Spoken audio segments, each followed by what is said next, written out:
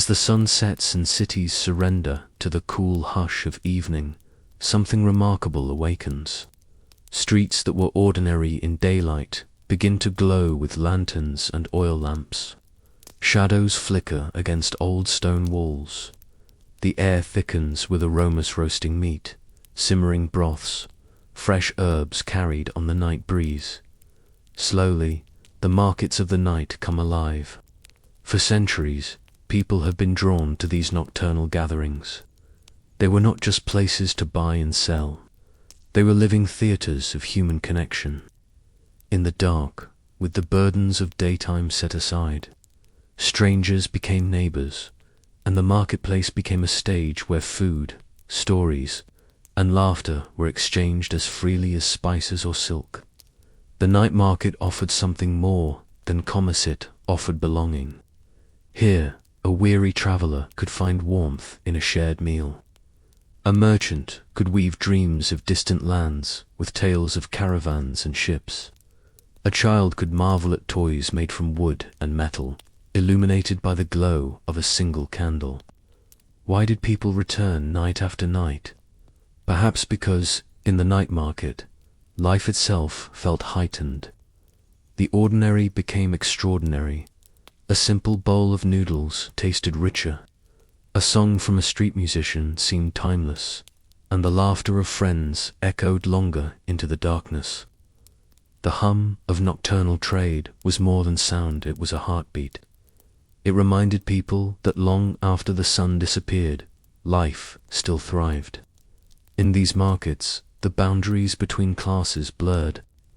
The wealthy and the poor, the locals and the travelers, the young and the old all found themselves woven into the same tapestry of night.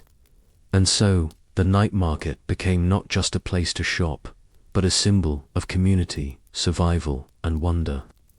It was, and remains, a place where the spirit of old cities continues to whisper under the stars. In the earliest days of human civilization, markets were the lifeblood of a city.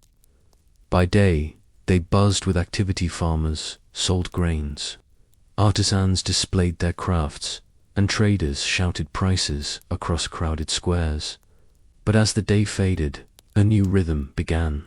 People discovered that trade did not need to end with the setting sun. In fact, for many, the night was the perfect time to gather. The reasons were both practical and poetic. In hot climates, daytime heat made it unbearable to stand in open markets. The night, cooler and gentler, welcomed vendors and buyers alike. Oil lamps, torches, and later gas lights transformed streets into glowing corridors where shadows danced, and the air felt alive. The darkness itself added an element of mystery, an invitation to linger longer, to wander just one more stall, to listen to one more story. But there was more.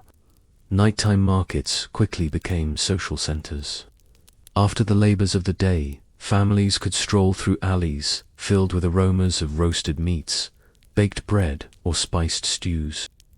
Musicians filled the silence with the pluck of strings, the beat of drums, or the soft notes of flutes. Laughter spilled through the crowds, mingling with the calls of merchants. The marketplace became a feast for all the senses.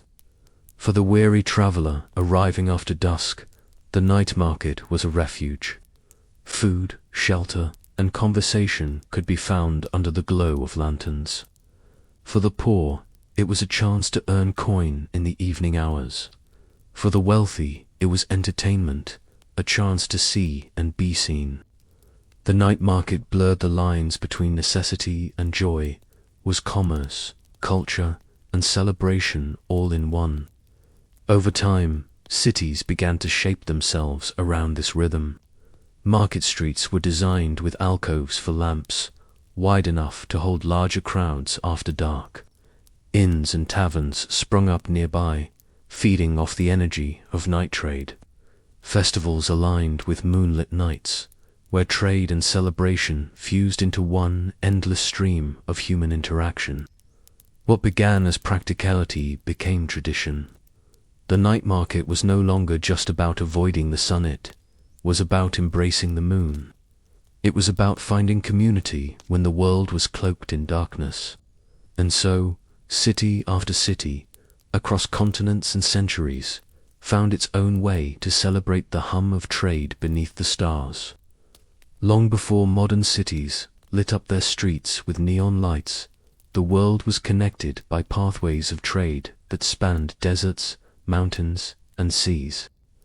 These were the great arteries of civilization, the Silk Roads of Asia, the spice routes across the Indian Ocean carrying goods, stories, and cultures from one corner of the world to another.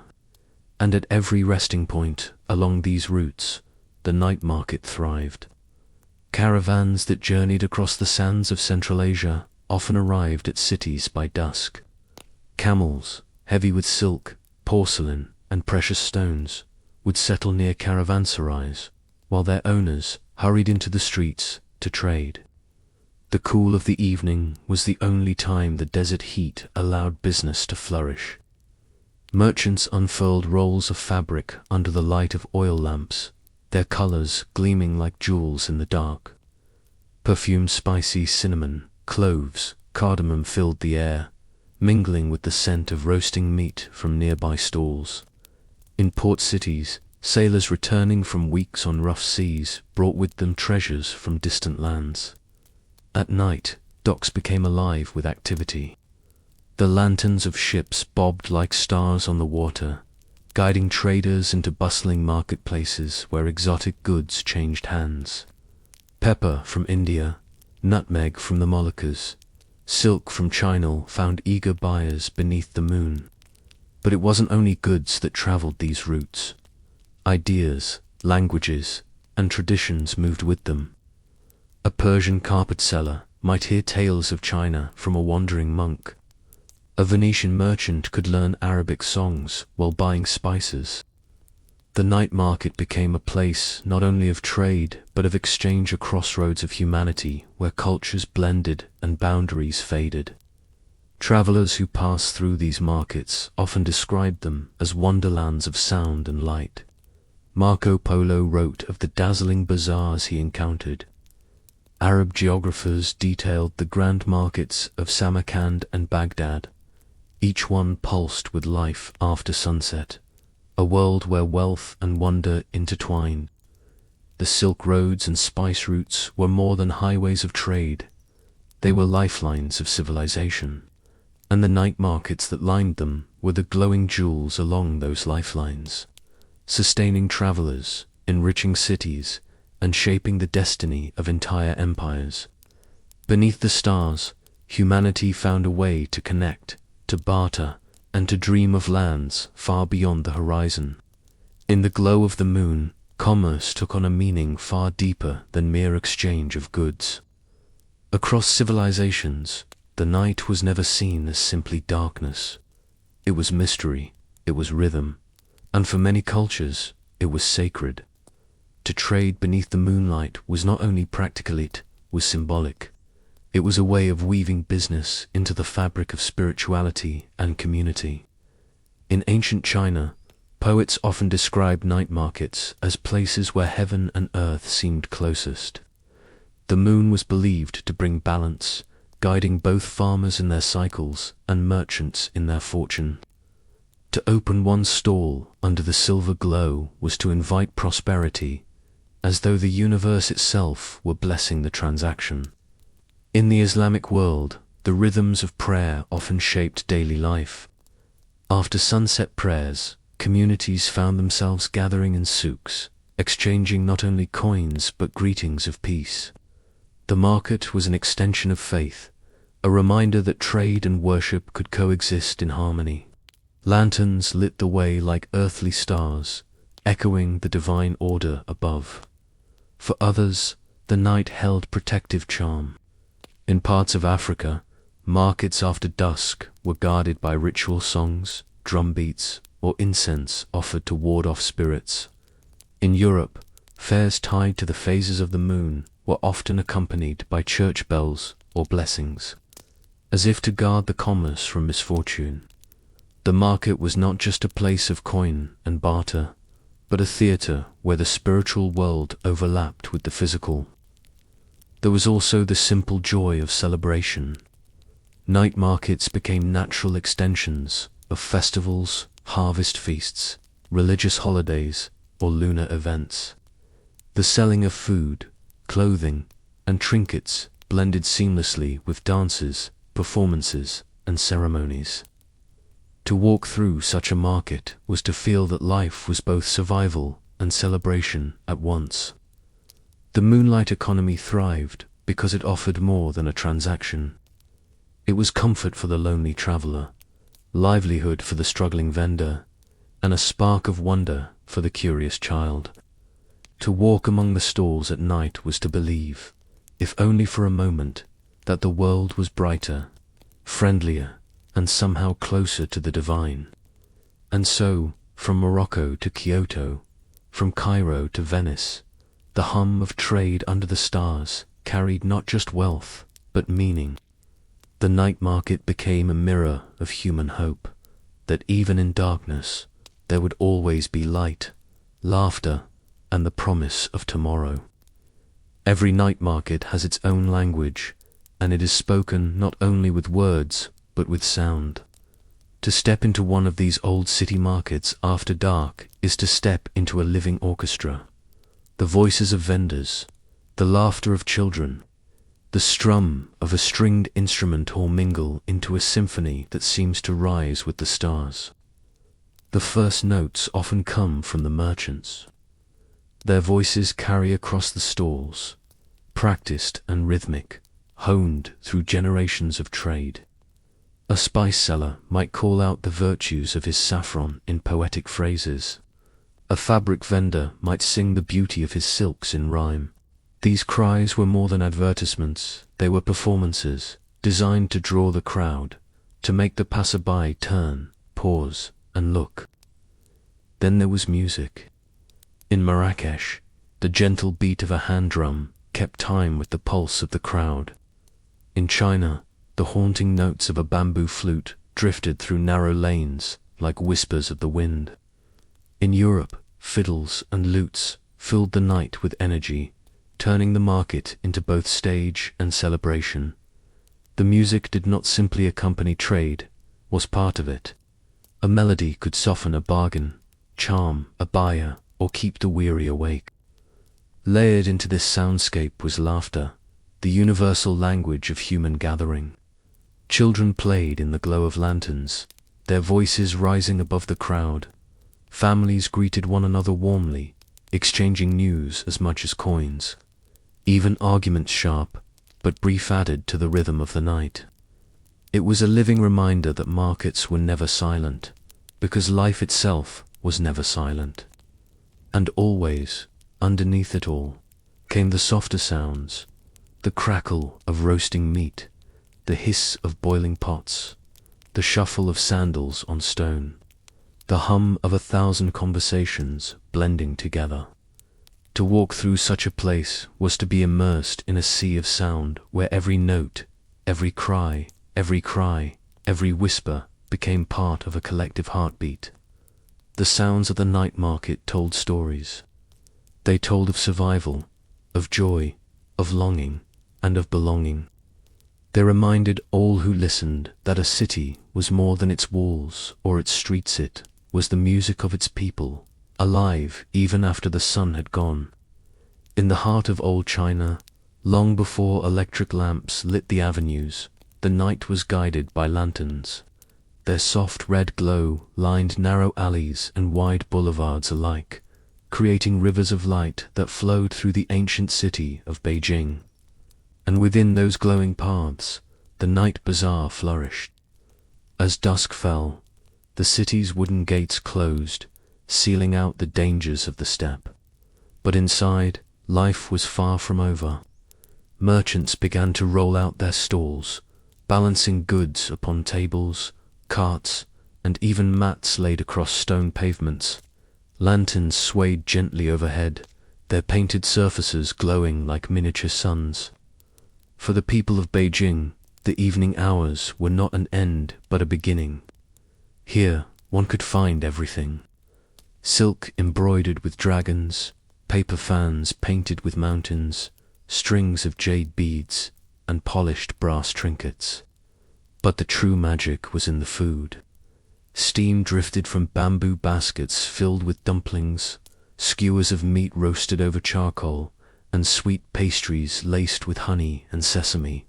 The scents mixed together, rising into the cool night air, drawing visitors deeper into the maze of streets. The markets were also stages for entertainment. Storytellers stood upon wooden platforms, weaving tales of ancient heroes or mischievous spirits. Shadow puppet shows flickered against cloth screens, their figures dancing in rhythm with the crackling of oil lamps. Musicians filled the night with the sharp twang of the pipa, the hollow tones of gongs, and the lilting melodies of the bamboo flute. But beneath the spectacle, the night market was also a lifeline. For poor families, evening trade meant survival: an extra bowl of rice, a few coins saved. For travelers, it was comfort, a place to rest and replenish before continuing journeys across the vast empire. And for the elite, it was leisure, a chance to stroll in silk robes, to taste exotic teas, to watch the city come alive in a way palaces never could. The lantern streets of Beijing reflected more than commerce. They reflected harmony. The Confucian ideal of community and the Taoist celebration of night's mystery blended here, beneath rows of glowing orbs. To wander these markets was to walk not only among goods and foods, but among traditions, philosophies, and dreams carried forward for generations. Even today, echoes of these bazaars can be felt in China's bustling night markets. The lanterns may now be joined by neon, but the spirit, the hum, the rhythm, the magic of gathering after dark remains eternal. In the old heart of Kyoto, where narrow lanes twist between wooden houses and temples rise like silent guardians, the night carried its own enchantment. The Gion district, famous for its tea houses and geisha traditions, was also home to a market that blossomed when lanterns were lit and the air filled with music and fragrance. Unlike the thunderous daytime markets of larger cities, Jian's night bazaars had a gentler rhythm. The cobbled streets were lined with stalls selling handcrafted goods, delicate fans painted with cherry blossoms, silk purses embroidered in gold, and tiny porcelain cups for tea. Lanterns painted with calligraphy hung overhead, their light flickering softly against bamboo shutters. But it was the food that first pulled visitors in. Stalls offered skewers of yakitori, steaming bowls of miso broth, and sweet rice cakes wrapped in leaves. The aroma of grilled fish and roasted chestnuts drifted through the air, mingling with the sharper scent of incense burning at nearby shrines. Eating here was more than nourishment, it was part of a ritual, a way to honor both body and spirit. Amid this tapestry of flavors, performers added another layer of wonder. Musicians played the shamisen, its bright notes echoing through the streets, while dancers in colorful kimono moved with graceful precision. The presence of geisha, with their painted faces and elegant gestures, brought a sense of refinement and mystery. For the visitor, it felt as though the market itself was a live part commerce, part theater, part dream. Yet spirituality lingered everywhere. The Yasaka shrine, not far from Giant's Lanes, cast its influence over the market. Traders and customers often paused to bow before entering the stalls, believing that blessings and prosperity flowed through acts of reverence. For many, the night market was not only a place of exchange, but of renewal, where the sacred and the ordinary walked side by side. To stroll through Gion at night was to wander through layers of time.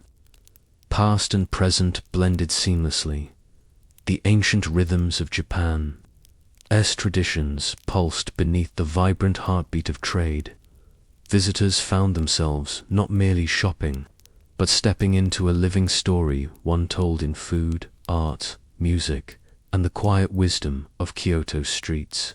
And as the lanterns swayed gently in the night breeze, the market whispered what every night market does, that the true wealth of a city lies not in gold or silver, but in the shared experiences of its people under the watchful glow of the moon. In the beating heart of Old Delhi lies Chandni Chowk, one of the grandest markets ever imagined by emperors, built in the 17th century by the Mughal princess Jahanara. Its name means moonlit square, and even today the title feels like a promise. For centuries, this place has been a world within a world, alive by day, but truly magical by night. As the last rays of the sun slipped behind the domes of the Red Fort, the market stirred with fresh energy. Lanterns flickered to life, their reflections dancing on polished brass vessels and shimmering silk. Wide boulevards designed by imperial architects filled with vendors who unfurled carpets, opened chests, and displayed treasures as though preparing for a royal audience. The market's design itself, broad canals, once glimmering with moonlight, was meant to capture the magic of night. To walk through Chandni Chowk in its prime was to walk through the empire's abundance. One could find fine muslin from Bengal, Kashmir's legendary shawls, and jewels that sparkled like stars themselves. Spices spilled in pyramids of red, yellow, and green, filling the air with the heady scent of saffron, cardamom, and cloves. Perfumed oils lingered in the breeze, while silver and gold trinkets glittered beneath the soft glow of lamps. But it was not only goods that made Chandni Chowk extraordinary, it was life. Storytellers recited epics to rapt audiences. Poets gathered in corners, weaving verses that floated like music above the crowd. Calligraphers demonstrated their craft, their pens dancing across parchment in flowing Urdu script. The market was both theatre and university, a place where beauty and knowledge mingled with trade. Food, too, became part of the spectacle. Evenings here meant the sizzling of kebabs, the warmth of parathas, the sweetness of jalebi dipped in syrup. Families strolled together, savouring meals as much as company. The flavours of Chandni Chowk were as rich and diverse as the empire itself, drawing everyone from the emperor's courtiers to common labourers to the same shared experience of joy. Chandni Chowk was more than commerce. It was community, spectacle, and empire embodied in one luminous square. It reflected the Mughals' love for grandeur, but also their understanding of life's simple pleasures. Under the moonlight, beneath the domes and minarets, the market whispered of power, poetry, and belonging. Even today, though modern traffic now crowds its lanes, echoes of its past remain.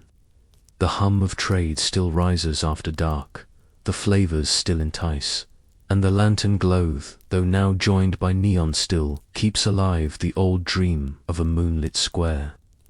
Chandni Chowk continues to remind Delhi and the world that the night market is not just a place to buy, is a place to live. Few places in the world carry the weight of history like Istanbul's Grand Bazaar. Built in the mid-15th century under Sultan Mehmet II, it has been called the mother of all markets. By day, it was already a kingdom of trade, but when the sun dipped beyond the Bosphorus, the bazaar revealed a different soul. Night transformed its vaulted halls into a world shimmering with mystery, rhythm, and light. As twilight settled, vendors lit lamps that flickered against stone arches, casting long shadows that danced across mosaicked walls. The grand corridors, winding like labyrinths, filled with voices and footsteps that echoed under domed ceilings. Merchants called out prices in Turkish, Greek, Armenian, and Arabic. For Istanbul was not just a city, it was the meeting point of empires. The goods were dazzling. Rows of carpets, woven with intricate Ottoman patterns, spilled across stalls. their reds and golds glowing under lanterns. Jewelry shops glistened with sapphires, emeralds, and pearls from distant seas. Brass coffee pots reflected firelight, their curves as elegant as poetry. Spices perfumed the air. Cumin, anise, and cinnamon mingled with the scent of roasting lamb from food stalls nestled in quiet corners. But beyond commerce, the night in the Grand Bazaar was alive with human connection. Storytellers gathered audiences in the alcoves, spinning tales of sultans, battles, and jinn. Musicians played the oud, its warm, resonant notes drifting between the arches like whispers of history itself. A lone ney flute might rise above the hum of bargaining, its melody both mournful and beautiful, evoking the mysticism of Sufi traditions. For travelers, the bazaar was intoxicating. To wander its halls was to touch the world. Chinese, porcelain, Persian silks, Venetian glass, all within reach, all within a single evening's stroll. Traders arrived from caravans on the Silk Road, sailors from the Mediterranean, pilgrims from Holy Lands, each bringing not only goods, but languages, customs, and stories. The bazaar was a living crossroads of civilization, and at night it felt endless, as if the city itself refused to sleep. Yet the market was not without secrecy. In the quieter corners, deals whispered in hushed voices, contraband silks, forbidden manuscripts, rare jewels hidden from tax collectors. The night was a cloak for both wonder and intrigue, a reminder that commerce was never free of shadows.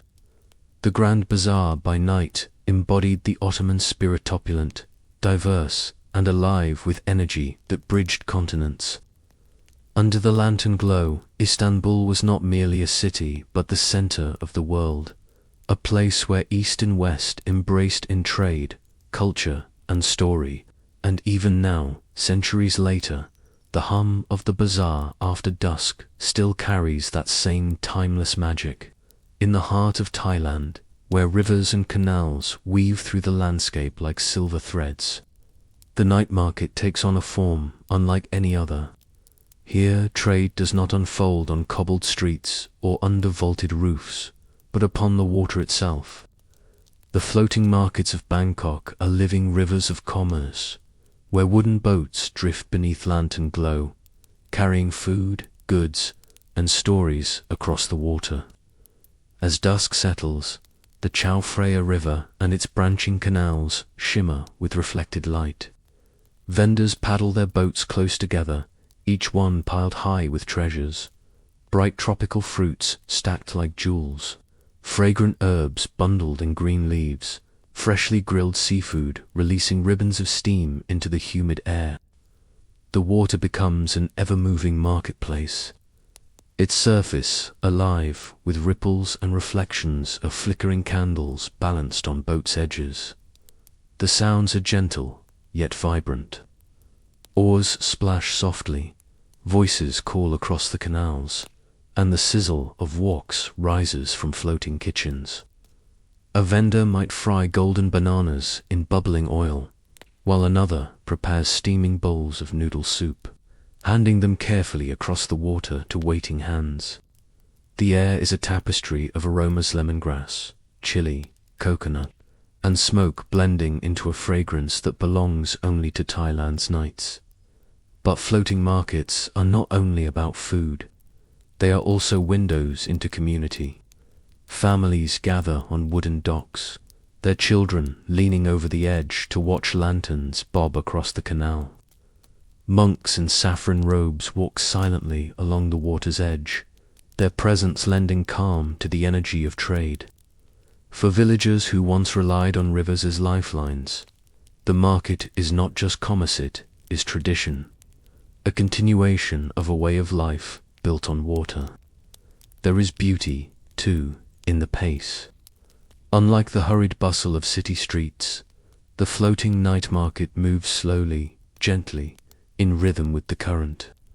Bargains are struck with laughter, meals are shared with smiles, and strangers feel like neighbors when united by the river's song. To glide through a floating night market is to experience Thailand's soul.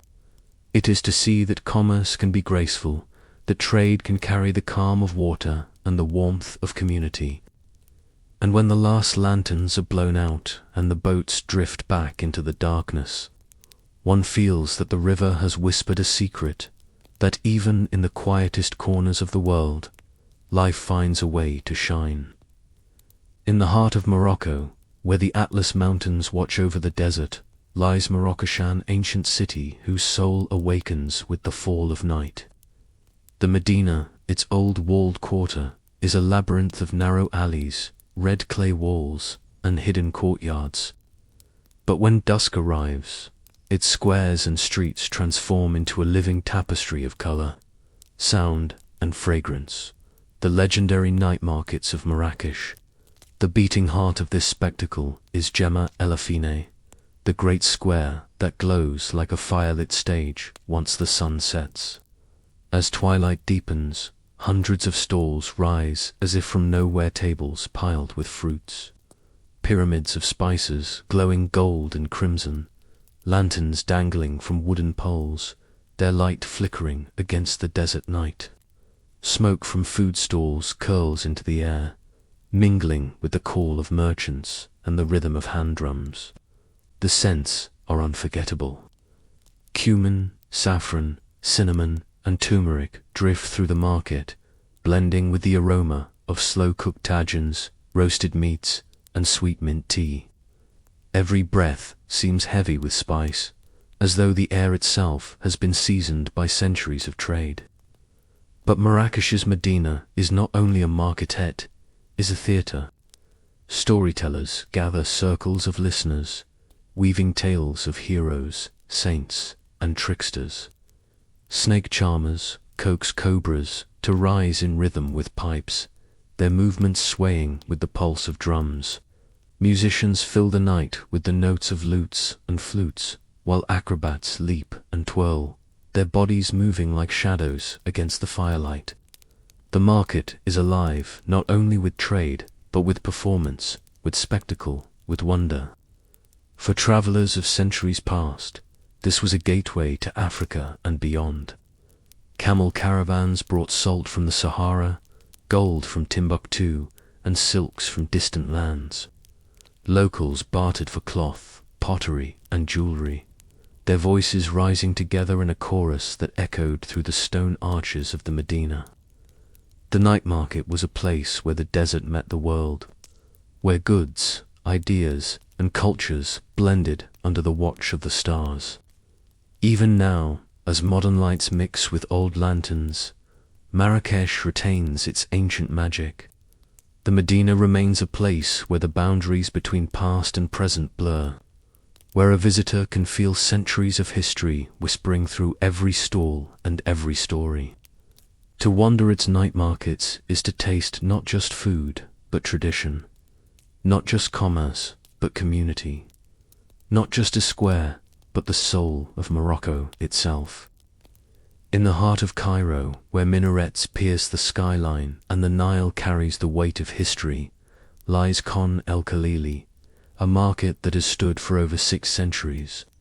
By day, its alleys hum with the voices of merchants and travelers, but it is by night that this ancient bazaar truly reveals its spirit.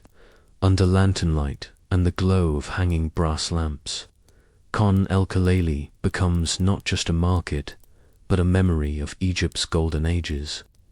The bazaar was born in the 14th century, during the reign of the Mamluks, and from its first days it was a crossroads of the world.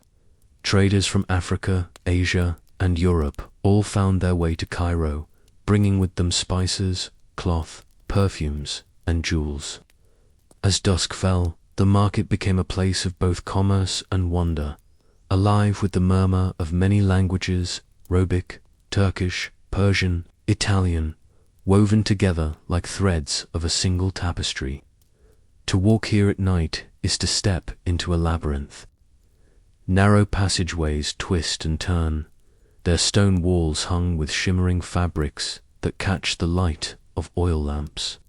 Stalls overflow with copperware, hand-carved wood, incense, and amulets said to bring luck. The air itself is thick with fragrance: frankincense, sandalwood, roasted coffee, and the sharp sweetness of hibiscus tea. The voices of merchants rise and fall in a rhythm older than the city itself. Food, as always, plays its part. Vendors ladle steaming bowls of lentil soup, bake fresh rounds of flatbread, and offer skewers of grilled lamb to passers-by. The taste of the market is earthy, spiced, and comforting food for travelers, workers, and poets alike. And when the night grows deeper, cafes tucked into the corners of Con El Khalili fill with smoke from shisha pipes and the sound of oud music drifting through the air. These cafes, some centuries old, have long been gathering places for Egypt's thinkers, writers, and dreamers. Perhaps the greatest magic of Con El Khalili lies in its endurance. Empires have risen and fallen, rulers have come and gone, yet the market endures, pulsing with life beneath the stars. To stand here at night is to feel history alive, to hear whispers of merchants who once haggled in the same streets, to see lanterns that glow just as they did centuries ago. Even today, the night brings the same allure. Tourists, locals, and dreamers all wander through its corridors, drawn not only by goods, but by the promise of connection, story, and memory. Con El Khalili is more than a market. It is Cairo's heart, beating steadily through the centuries, reminding the world that as long as people gather under the night sky, the spirit of trade, culture, and community will never fade.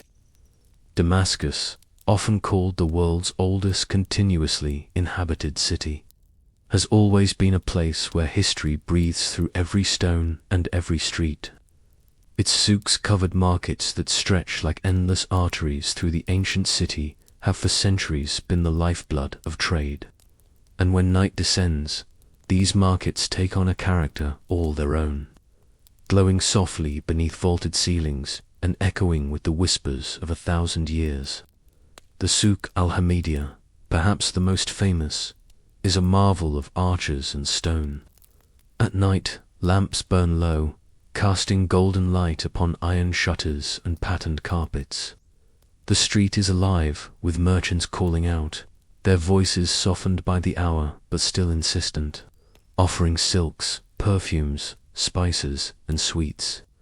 The air carries the scent of roasted nuts and jasmine, blending with the smoke of grills, cooking kebabs for late-night wanderers. To walk here is to walk in layers of history. Once, caravans arrived from Persia, from Arabia, from the Mediterranean, filling Damascus with treasures from every corner of the world.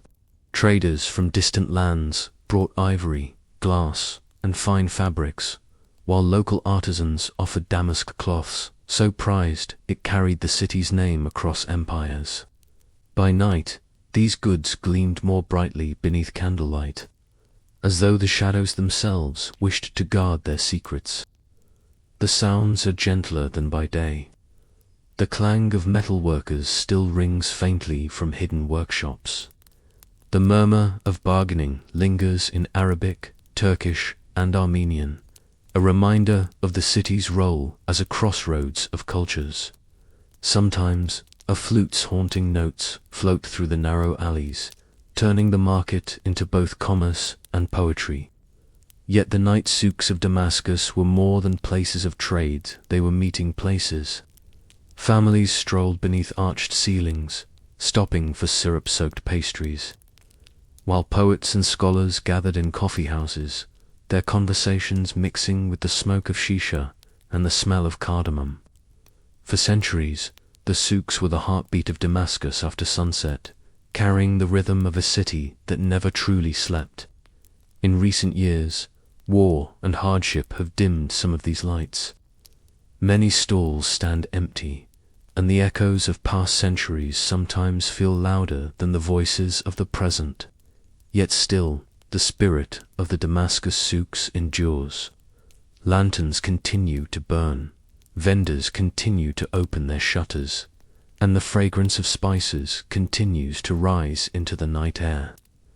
To wander the souks of Damascus after dark is to feel the weight of history pressing gently on your shoulders.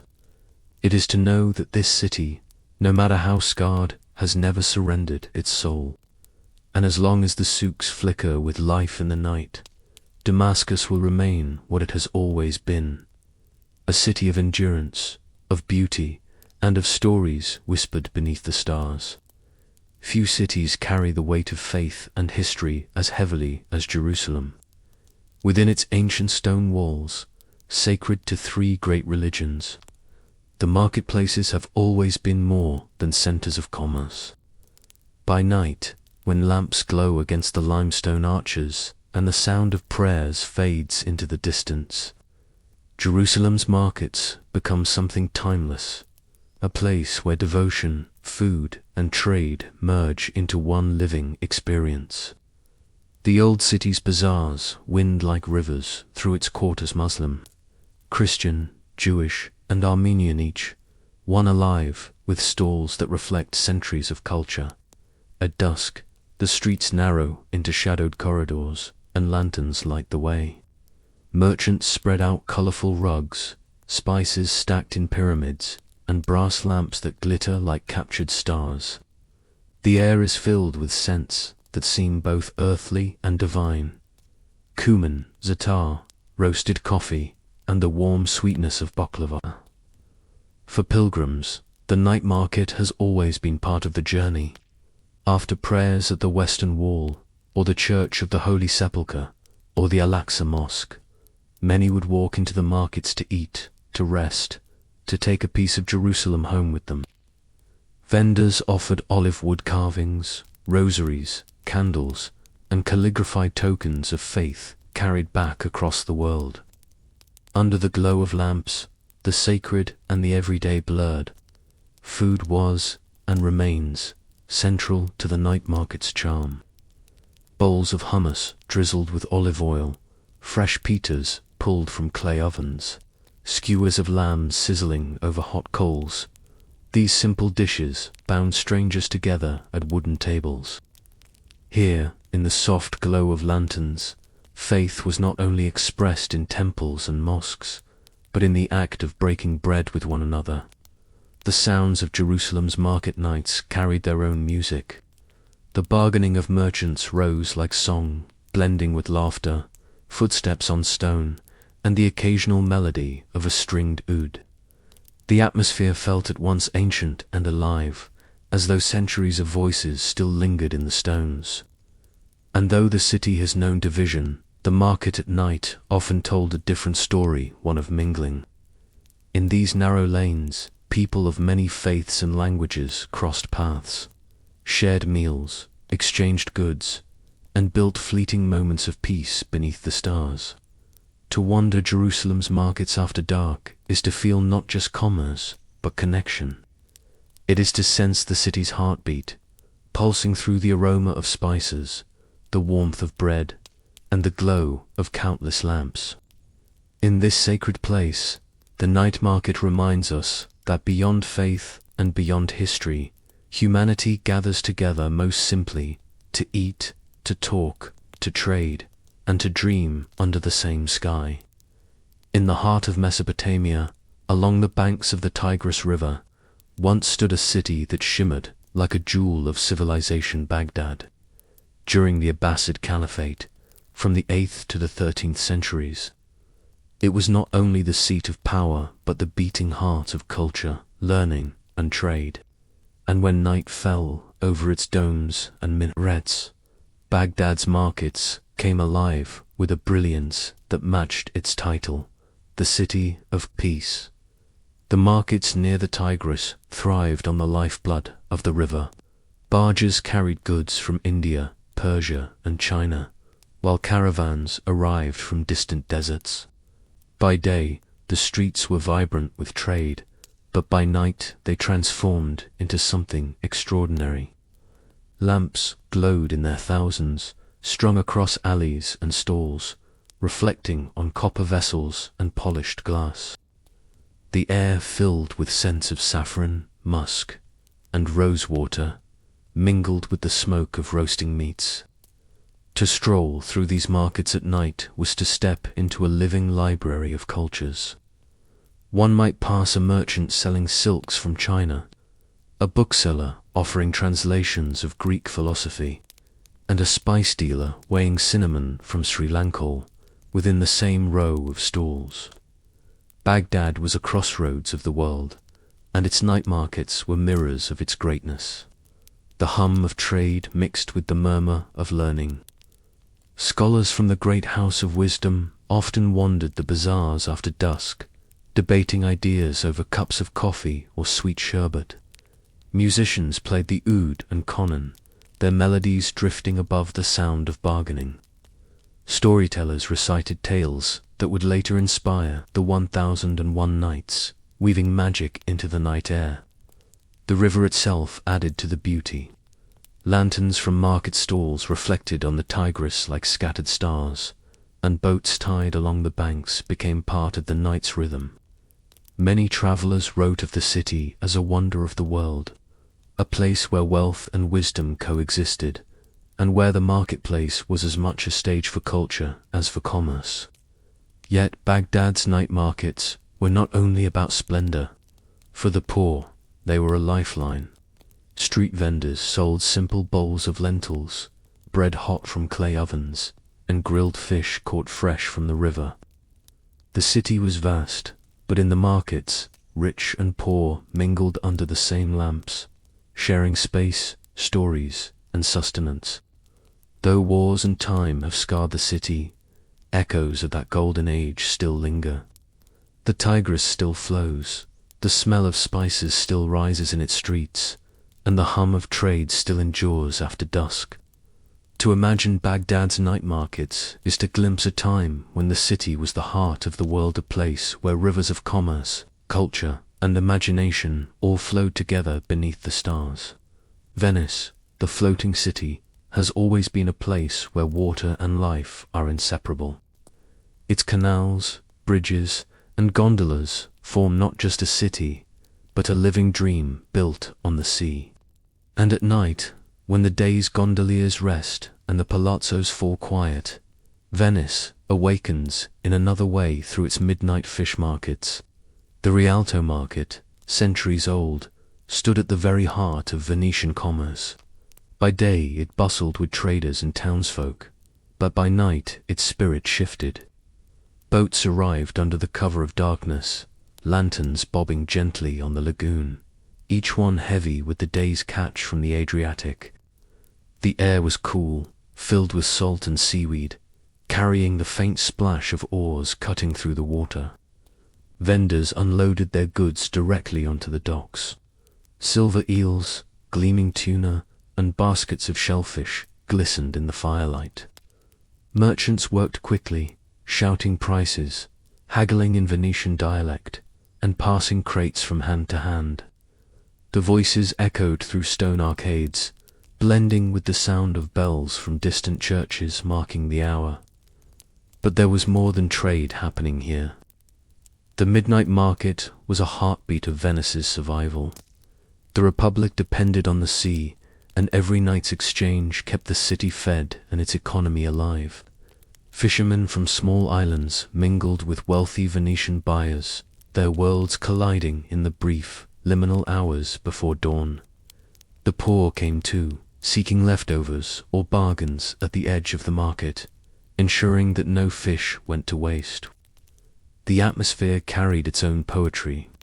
Lanterns reflected on the black waters of the canal, painting rippling streaks of gold and red. The smell of salt, fish, and smoke filled the senses.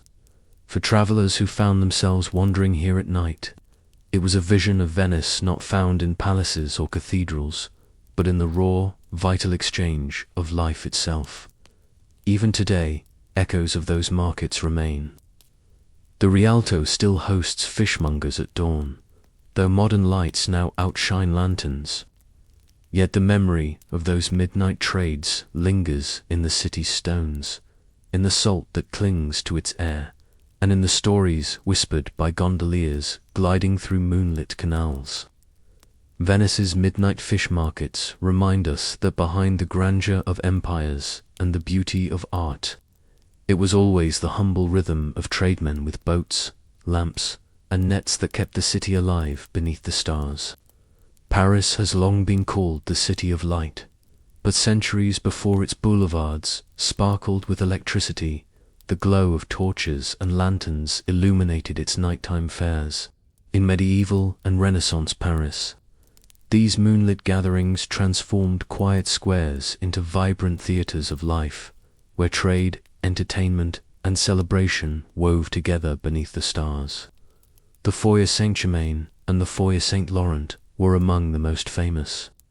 Originally born as religious festivals, they soon became sprawling markets that drew merchants from across Europe. At dusk, stalls sprang to life, spilling with goods, bolts of brightly dyed cloth, polished woodwork, brass candlesticks, and glassware that shimmered in the firelight. The markets were not only for buying and selling, they were showcases of craft, a parade of skill and artistry. Food was always at the center. Roasting spits turned slowly, filling the air with the smell of game birds and pork. Bakers sold fresh loaves, their crusts still warm, while sweetmeat sellers offered candied fruits and spiced pastries. Wine flowed freely, poured from barrels into wooden cups, warming the crowds as the night deepened. But what made these fairs truly magical was their atmosphere. Minstrels wandered among the stalls, strumming lutes and singing ballads.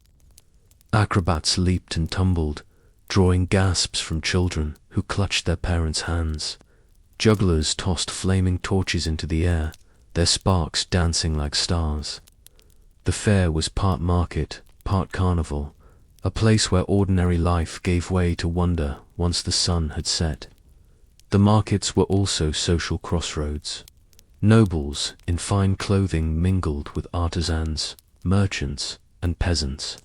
Students from the University of Paris came to debate, laugh, and buy cheap books from vendors. The boundaries of class blurred, if only for a few hours, in the shared joy of the night fair. Paris' nocturnal markets reflected something deeper in the French spirit, the belief that life was to be savoured not only through work, but through pleasure, art, and community. They were moments of freedom in a structured world, times when laughter and music carried just as much weight as coins and contracts. Those centuries have passed, echoes remain. Today's Parisian streets glow with cafes, street performers, and festivals that still carry the same pulse of life after dusk. The tradition of gathering beneath lanterns, of blending commerce with joy, remains unbroken. The moonlit fairs of old Paris remind us that the marketplace, at its best, was never just about trade, was about living fully in the poetry of the night. In medieval London, long before the city's skyline of stone and steel, trade pulsed through open-air markets that fed its people. Among the largest and most enduring was Smithfield, a vast space just outside the city walls. By day, it was a place of noise and bustle, filled with livestock, merchants, and traders. But by night, Smithfield took on a different character, a mix of necessity, survival, and strange spectacle under the glow of torches. As dusk fell, herds of cattle and flocks of sheep were driven into the market, their shadows stretching across the muddy ground. Fires were lit to roast meat, their smoke rising into the cool London air. Butchers worked by torchlight, carving cuts of beef and mutton for buyers who came late, hoping for bargains. The smell of raw flesh mingled with wood smoke and ale, a reminder that life in the medieval city was as gritty as it was vibrant. Smithfield was more than a marketplace. It was a gathering place for all walks of life. Merchants haggled loudly with butchers, while peasants picked through scraps for their families. Inns and taverns lining the market filled with travellers, their voices spilling into the night, along with the clinking of mugs. Food, drink, and song turned the market into a space of both business and revelry. Yet Smithfield also carried a darker side. At night, deals were struck in whispers, unofficial trades, stolen goods, and the exchange of information in the shadows. The market's size and chaos made it a natural haven for intrigue, and nearby, the site would also become infamous for public executions, adding an eerie weight to the place after dark. The same square where life was sustained by meat and ale also bore witness to the harsh justice of the age. Still, for Londoners, Smithfield was indispensable. It fed the growing city, employed countless workers, and connected London to the wider trade networks of England and Europe. Its night markets, lit by flickering torches and echoing with the cries of livestock and merchants, embodied the raw energy of a medieval city that was always hungry, always alive. Even today, though transformed into a modern meat market and now awaiting further change, Smithfield carries the echoes of its past. To imagine it by night is to hear the clamour of voices, the bleating of sheep, the clatter of mugs in taverns, and the murmur of deals struck in firelight. It was a place where the necessities of survival and the dramas of life played out side by side, keeping London's heart beating long after the sun went down. Barcelona, a city of art, sea breezes, and restless spirit, has always lived as much by night as by day. And at the centre of its nocturnal pulse lies La Rambla, the famous boulevard that stretches from the Plaça de Catalunya down to the Mediterranean harbour. Today it is known for its energy, but centuries ago it was already a place where life spilled out under the stars, where markets and performances blurred into one endless stream of colour and sound. As twilight descended, La Rambla transformed. Lanterns swung gently from iron posts, and stalls appeared like magic along the tree-lined street. Vendors sold flowers, books, trinkets, and food that carried the aromas of Catalonia grilled sardines, olives marinated with herbs, and warm loaves of bread fresh from clay ovens. The air was heavy with the mingling scents of salt from the sea and smoke from roasting meats. But what set La Rambla apart was its character. This was not merely a market, it was a stage. Musicians with guitars strummed Spanish melodies, their voices rising into the night air. Street performers danced and juggled before crowds that gathered in tight circles, clapping in rhythm. Artists laid out canvases, painting scenes of the city's Gothic quarter in hurried brushstrokes, while poets recited verses to anyone who would listen. The night market here was as much about creativity as it was about trade. Bohemians, merchants, sailors, and aristocrats all crossed paths on La Rambla. The wealthy came to see and be seen, strolling in fine clothing while sipping sweet wines. Sailors, fresh from the harbour, looked for cheap meals and companionship. Locals filled baskets with goods for their homes, weaving through the throngs of entertainers and tourists. The boulevard belonged to everyone, and its night market reflected the democratic spirit of the city itself. Over time, La Rambla became a symbol of Barcelona's resilience. Even during difficult eras, wars, hardship, or political change, the boulevard remained alive after dark, its stalls and performers keeping the city's heart beating. To walk there was to feel Barcelona's soul, rebellious, artistic, joyous, and endlessly human. Even today, though neon lights and modern cafes now line its edges, echoes of the old night stalls remain. The laughter, the music, the smell of roasted food still float in the air, reminding visitors that La Rambla has always been more than a street. It has been a gathering place, a living canvas, and a night market where the bohemian heart of Barcelona beats strongest under the stars. Lisbon, perched on the edge of the Atlantic, has always been a city of sailors, traders, and dreamers. Its streets echo with history, the age of exploration. Ships sailing to Africa and the New World, the mingling of cultures from across oceans. And in the heart of this maritime spirit, the city's night markets once pulsed with a rhythm unlike any other. The rhythm of fado, Portugal's soul-stirring music. As dusk settled over Lisbon's winding alleys, lanterns glowed against tiled facades, and cobblestones still warm from the day's sun. Stalls came alive with goods brought from across the seas, baskets of citrus fruits, barrels of olives, fragrant spices from Africa, and textiles dyed in deep blues and reds. Fishermen sold their catches by torchlight, their voices echoing across the plazas, while bakers offered warm custard tarts that sweetened the cool evening air. But the magic of Lisbon's markets did not lie only in trade. It was found in the music that drifted through the night. In taverns and small cafes near the stalls, singers lifted their voices in fado songs of longing, love, and saudade, that untranslatable word for deep yearning. Accompanied by the mournful strum of the Portuguese guitarra, the music wove itself into the market's fabric, as much a part of the night as the goods being sold. The combination was unforgettable.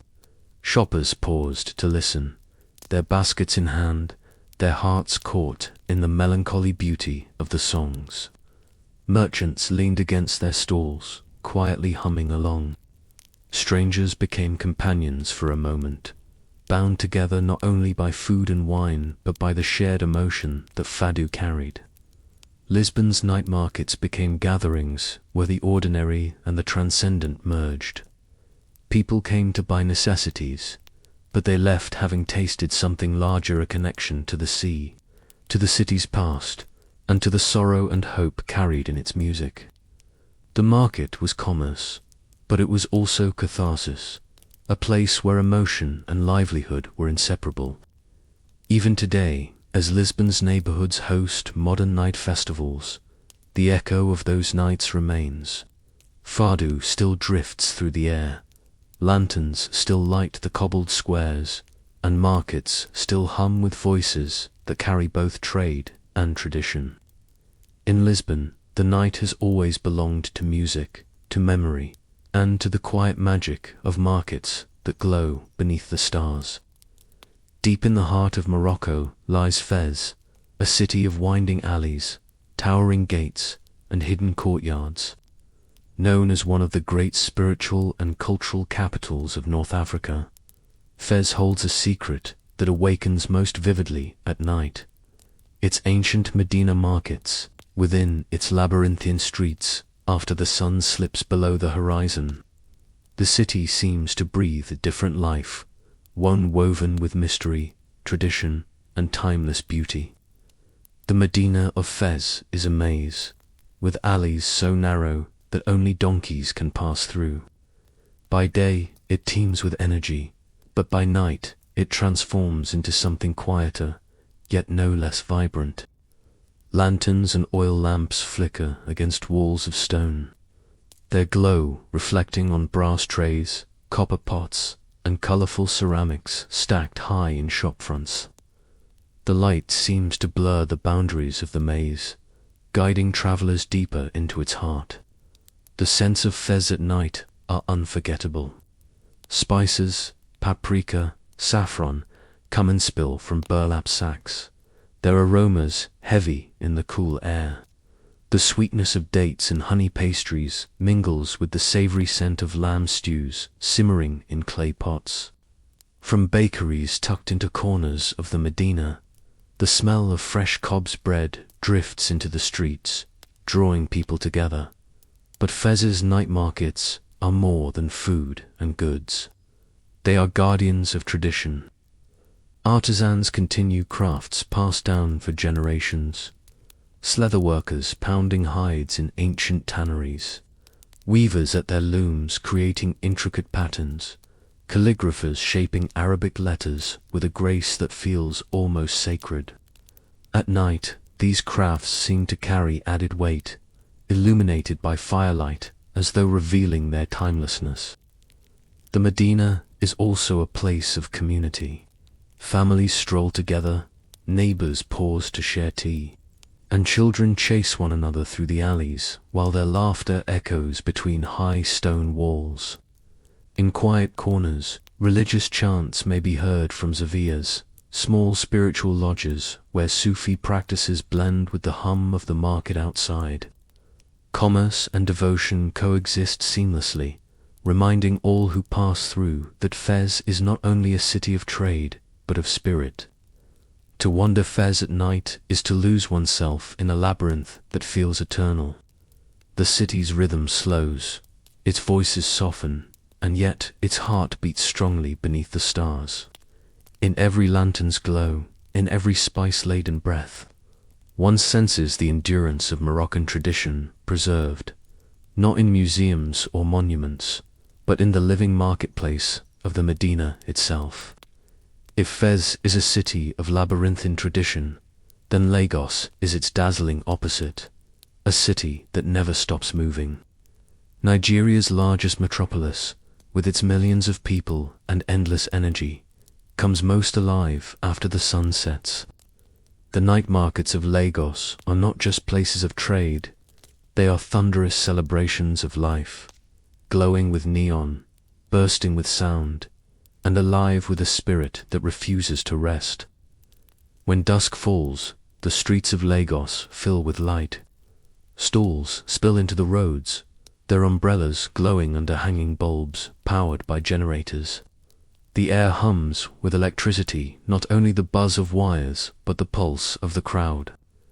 Vendors shout their prices, their voices battling with car horns, the beat of Afrobeat music, and the laughter of people moving shoulder to shoulder through the maze of goods. Here, everything is for sale. Mountains of tomatoes and peppers, heaps of yams, and baskets of plantains crowd one section. Another is stacked with clothes bright Ankara fabrics in bold patterns, jeans, shoes, and second-hand imports from across the globe. Electronics, perfumes, jewelry, and even spare car parts gleam in the light of kerosene lamps. The Lagos night market is a world unto itself, a city within a city, where anything can be found if you know where to look. Food is at its heart. The sense of smoky, sewer-grilled meat coated in peppery spice mix with the aroma of puff-puff, sweet fried dough sold in paper wrappings. Vendors stir bubbling pots of jollof rice, ladle spicy soups, and fry plantains golden brown. Families gather at plastic tables to share meals, while friends laugh over cold drinks. Eating here is not just nourishment, it is joy, a moment of celebration amid the chaos. What makes Lagos's night markets unforgettable is their energy. Drummers sometimes set up at the edges, their rhythms syncing with the music pouring from speakers. Dancers break into the crowd, spinning and swaying as buyers cheer. The market feels less like a place of transaction and more like a festival, a nightly performance where the city's heartbeat is laid bare. For many Lagosians, the night market is survival. It is where small traders earn their living, where bargains are struck late into the night, and where people gather after long workdays to shop, eat, and connect. But it is also identity, a reminder of the resilience, creativity, and unstoppable rhythm of Nigeria itself. To wander a Lagos night market is to be swept into a current of light and sound that carries you forward whether you are ready or not. It is overwhelming, exhilarating, and unforgettable. Under the neon and the stars, Lagos tells its story, a city alive with the energy of millions, a city that never sleeps, and a city whose night markets pulse like veins of fire through its restless soul. In Ghana's bustling capital of Accra, the Makola market has long stood as the city's beating heart. By day it is alive with color and movement, but it is at dusk, when the heat softens and the crowds swell again, that Makola becomes something magical. The night market here is not only about trade, it is about community, shaped and sustained by the women who have long been its lifeblood.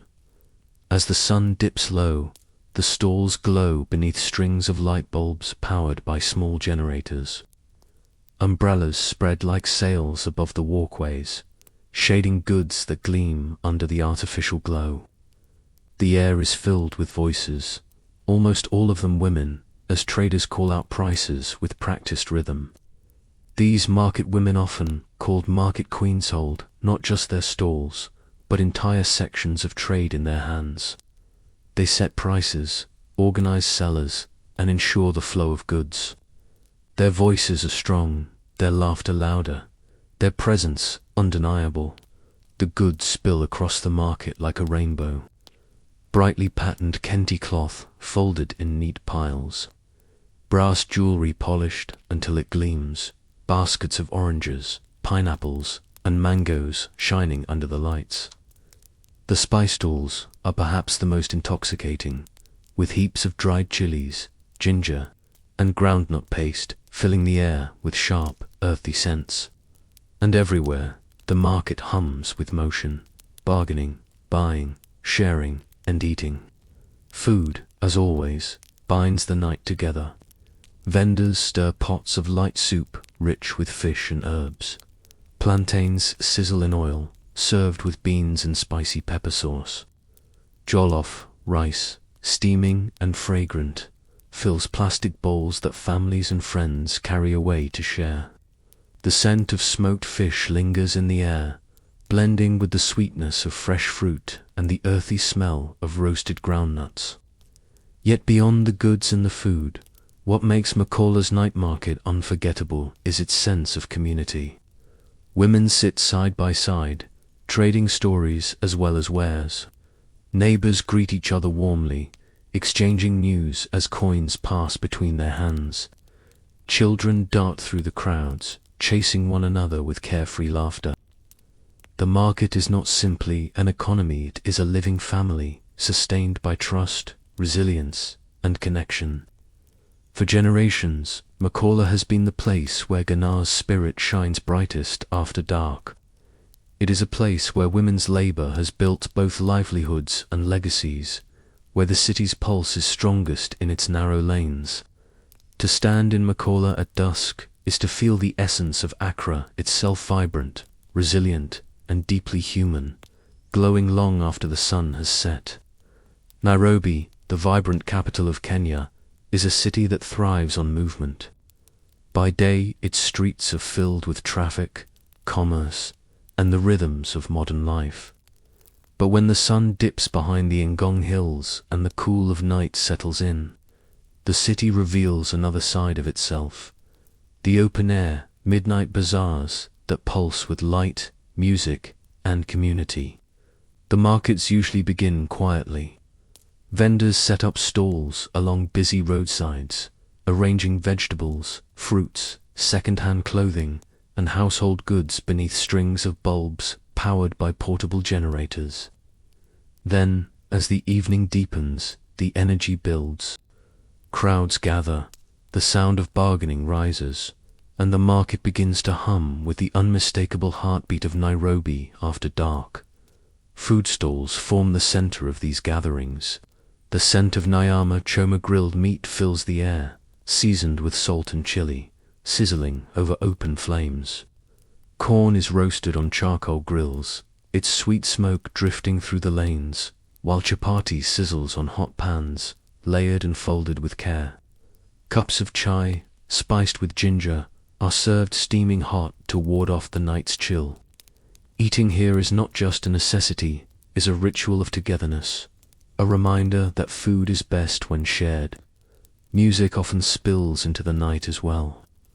Radios play Afropop and Benga tunes, their rhythms merging with the laughter of friends and the lively chatter of vendors. Some markets even bring in drummers or local performers, transforming trade into celebration. The result is an atmosphere both practical and joyful, where buying groceries might also mean dancing for a while before heading home. The Nairobi night bazaars reflect the spirit of resilience. Many traders here are small-scale entrepreneurs, working late into the night to support their families. They sell everything from mobile phone accessories to clothing, from vegetables to handmade crafts. For them, the market is survival. But it is also a space of independence, of creativity, of carving a livelihood under the glow of hanging lights. What makes these bazaars unforgettable is their openness. Without walls or ceilings, they blend seamlessly into the city's rhythm, part of the street itself. One feels the pulse of Nairobi, not only in its tall buildings or highways, but herein the warmth of roasted maize, in the sound of laughter. Between stalls in the glow of 100 lights against the dark African sky. To walk through Nairobi's midnight bazaars is to glimpse a city that refuses to sleep, a city that thrives on connection. It is to see commerce and culture merge into one, proving that even in the deepest hours of night, life beats strongest where people gather, share, and dream together. At the southern tip of Africa, where two oceans meet, lies Cape Town, a city shaped by the sea. For centuries, its harbour was a vital stop along global trade routes, a place where ships from Europe, Asia, and Africa converged. And when night fell over Table Bay, the waterfront transformed into a market alive with sound, smell, and stories. In the colonial era, the harbour night markets were built on necessity. Ships arriving after long voyages needed supplies: grain, meat, spices, wine, and local vendors rushed to the docks with goods ready to trade. Under the flicker of lanterns and the moon's glow, barrels rolled across the cobblestones, crates were stacked high, and sailors bargained for food, clothing, or keepsakes to carry home. The air was filled with the salt of the sea, the smoke of cooking fires, and the accents of many languages colliding at once. Over time, these harbour gatherings became more than commerce. They became celebration. Musicians played fiddles and drums as sailors and locals mingled. Fishermen grilled their catch on open flames, their voices carrying over the crash of waves. Families came to taste fresh bread, roasted meats, and sweet milk tart, while traders from afar added exotic flavors to the mix. The market was not only about survival, it was about joy, culture, and the blending of worlds. In modern times, Cape Town's harbour night markets have taken on new forms, blending history with festivity. The Victoria and Alfred waterfront, once a working dock, now hosts evening markets where craft vendors, food stalls, and performers gather under the same stars that once guided ships across the seas. Jazz drifts through the air, mingling with the aroma of seafood stews, Cape Malay, curries, and fresh oysters. Lanterns and electric lights reflect off the water, carrying the memory of centuries of trade into the present. What makes Cape Town's harbour night so unique is the sense of connection. Here, the Atlantic and Indian Oceans meet. Here, cultures from Europe, Africa, and Asia have long intertwined.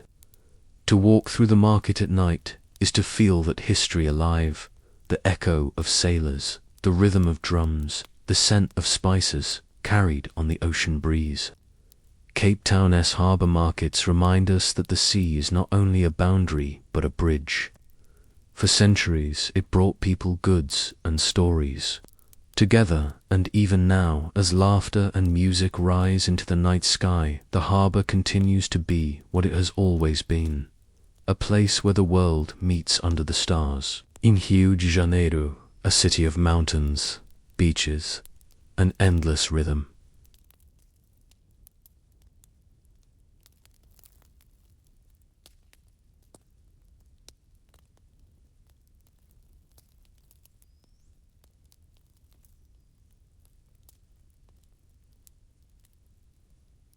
The night has always been.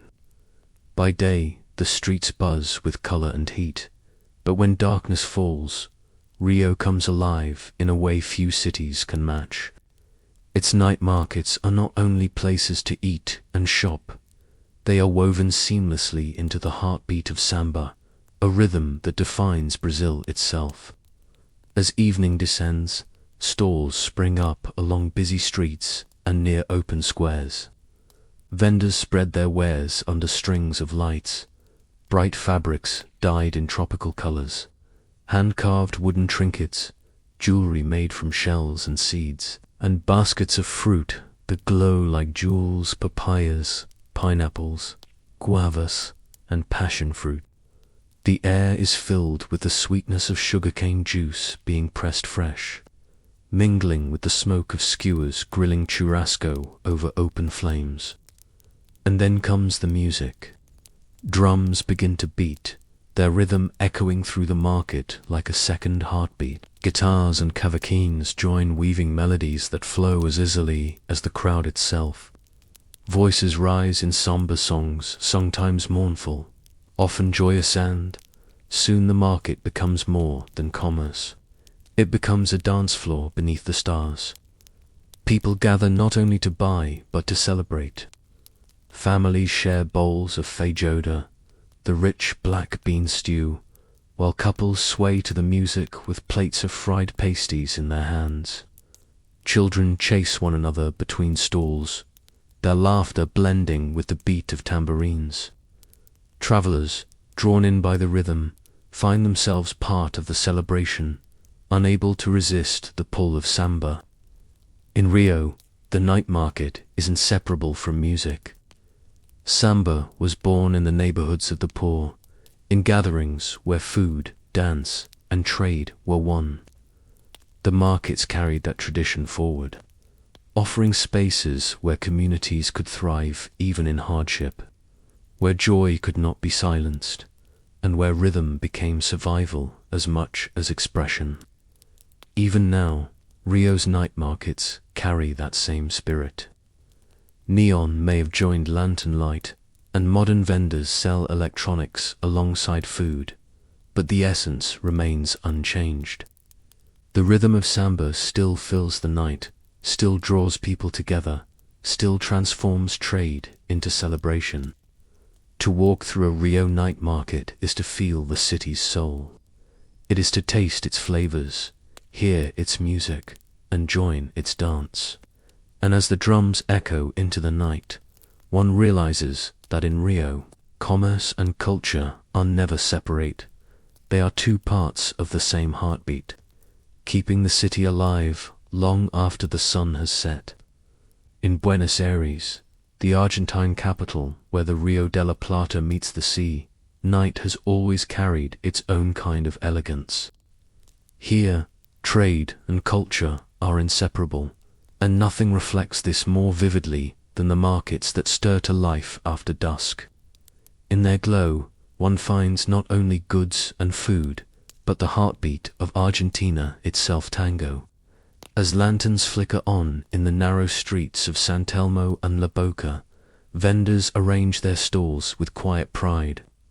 Leather goods gleam in the lamplight, belts, boots, and saddles, each crafted with care.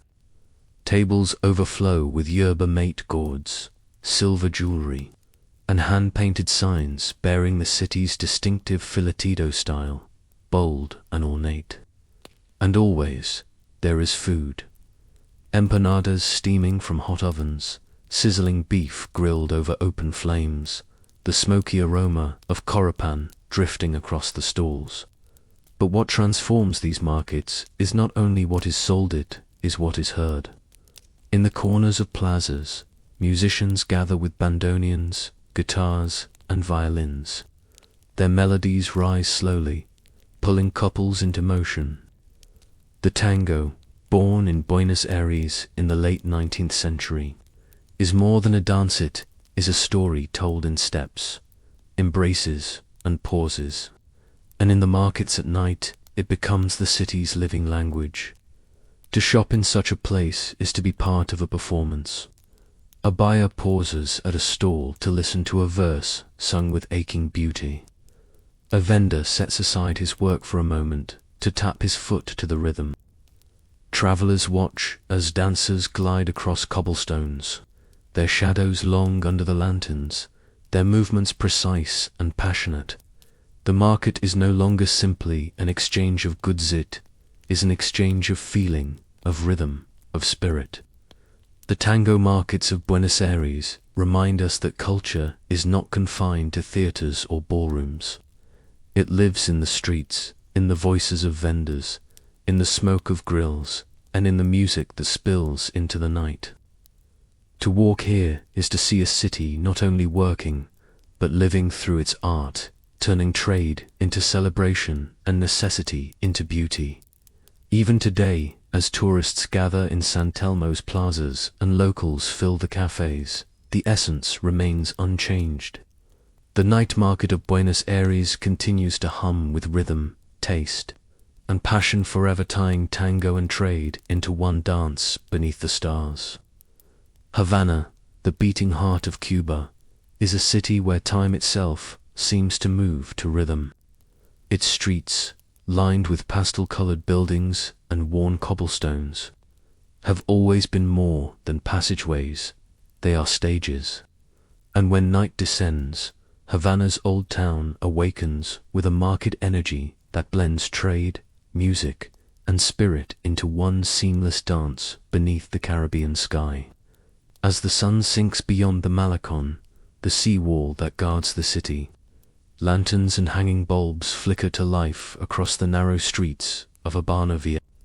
Vendors set up tables and carts along plazas and corners, their stalls glowing softly against walls painted in turquoise, yellow, and faded red. Hand-rolled cigars, wooden carvings, woven baskets, and bright paintings spill across their displays.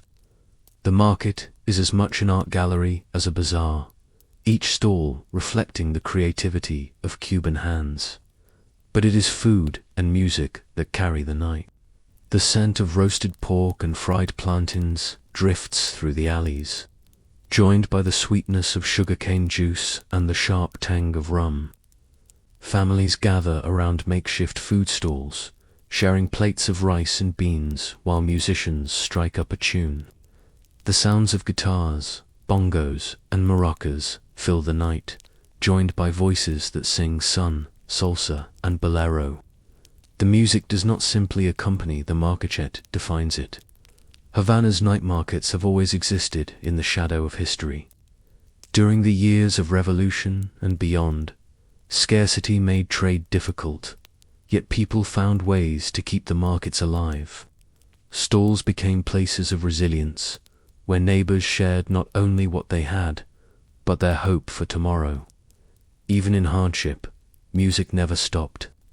The rhythms of Cuba carried through every plaza, reminding the people that joy could survive even the harshest storms. For travelers wandering Havana's markets after dusk, the experience is unforgettable.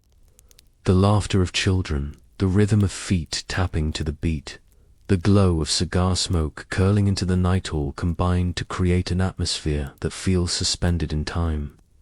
The market is not simply a place to buy, it is a place to live, to feel, to dance. Even now, in modern Havana, the spirit endures. Tourists and locals alike gather in the squares, drawn as much by the music as by the goods. The old buildings echo with life, and the streets glow with the promise that as long as people gather under the stars, Havana will always be a city of rhythm, resilience, and markets alive with song. High in the Andes, surrounded by towering volcanoes and thin, cool air, lies Quito, the capital of Ecuador. At over 9,000 feet above sea level, the nights here arrive quickly, the sky deepening into velvet darkness long before the valleys below.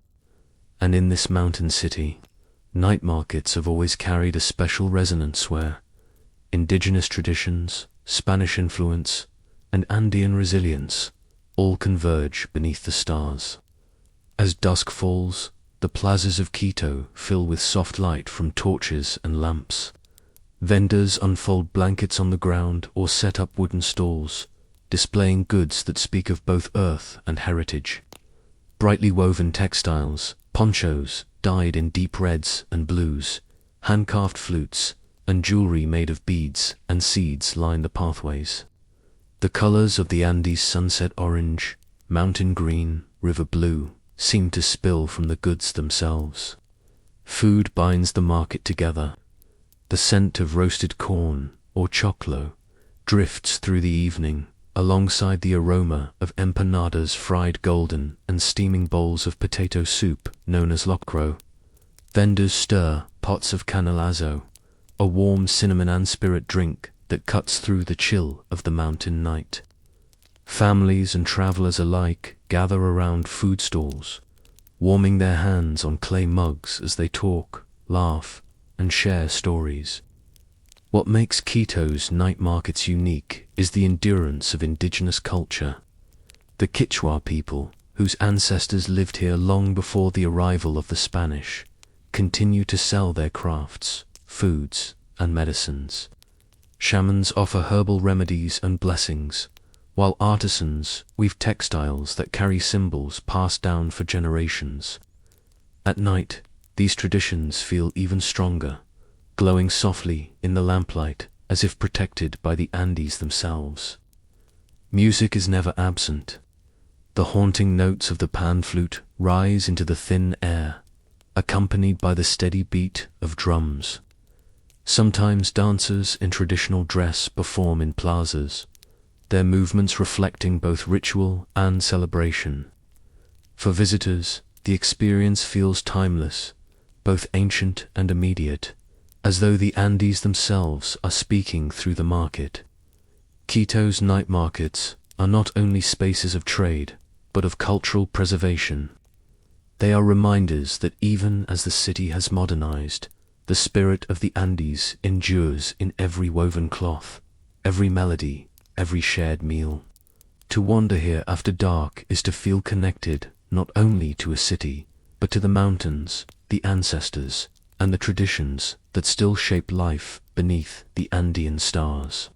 In the islands of the Caribbean, where the sea meets the sand in endless rhythm, night markets are more than trade, they are festivals of life. From Jamaica to Barbados, from Trinidad to St. Lucia, the nights are alive with the hum of voices, the beat of drums, and the warmth of communities gathering beneath the tropical sky. As dusk settles, the air grows heavy with fragrance, grilled jerk chicken marinated in spice, fried plantains, sweet and golden, seafood pulled fresh from the ocean and cooked right before your eyes. Rum flows freely, poured into glasses and shared among friends, its sharp sweetness blending with laughter that rises into the night. Stalls glow under strings of colorful lights, displaying woven baskets, seashell jewelry, and hand-painted crafts that echo the hues of the sea. But what defines the Caribbean night fair more than anything is music.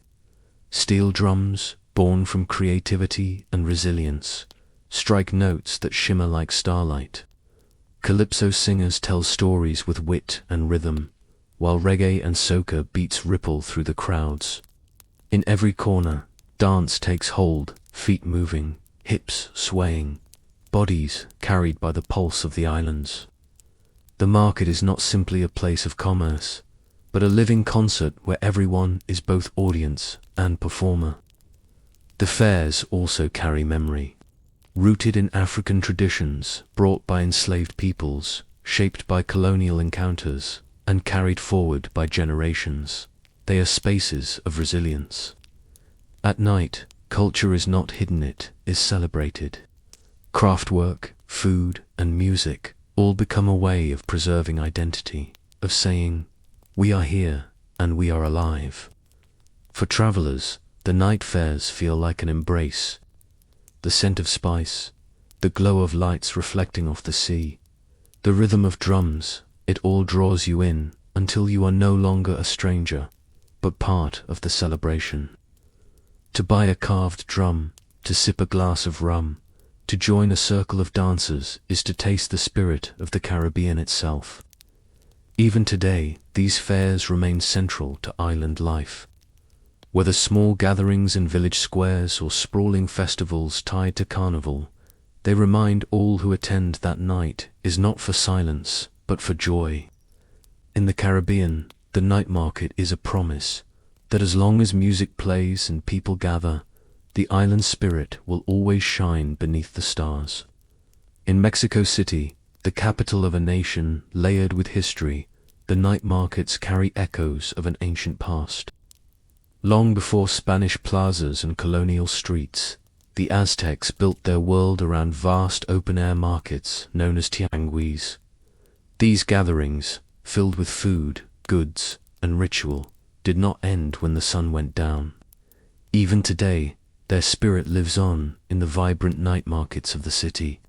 As dusk falls, the streets around plazas and neighborhoods burst with life. Vendors roll out carts and unfold tables, laying down woven cloths heavy with goods. Bright papel, picado-colored paper, banners flutter overhead in the evening breeze, while lanterns and bulbs throw soft light onto stalls below. The market feels like a continuation of the sunlit day, only richer, warmer, more intimate beneath the night sky. Here, the legacy of the Aztec tianguis is clear. Maize still takes center stage, roasted corn coated with chili and lime, tortillas pressed and flipped on hot griddles, tamales unwrapped from steaming husks. Alongside them, modern flavors, joint tacos, al pastor, sizzling on spits, quesadillas oozing with cheese, sweet pan dulce laid out in neat rows. The air is thick with the scent of spice, smoke, and sweetness, carrying the memory of centuries past.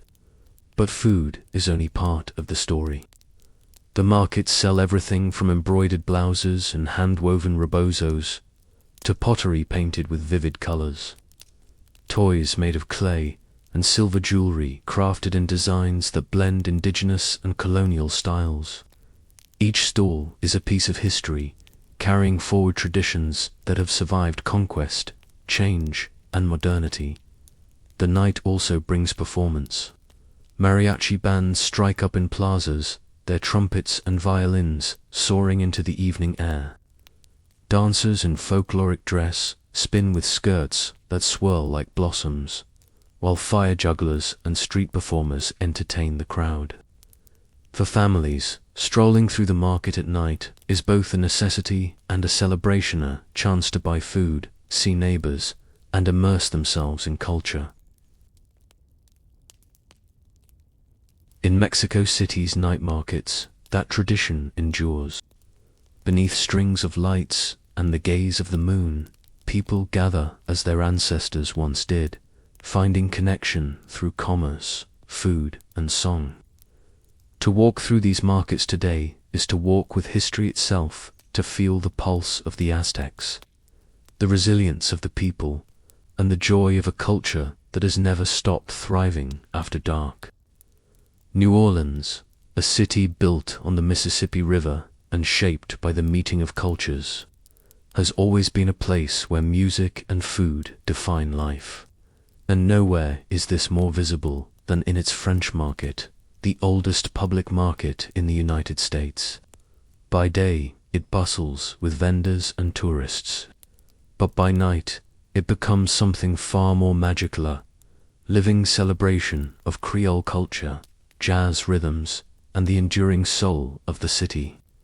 As evening settles, strings of lights glow across the stalls. The air thickens with the scent of spices, cayenne, paprika, garlic, rising from pots of gumbo and jambalaya.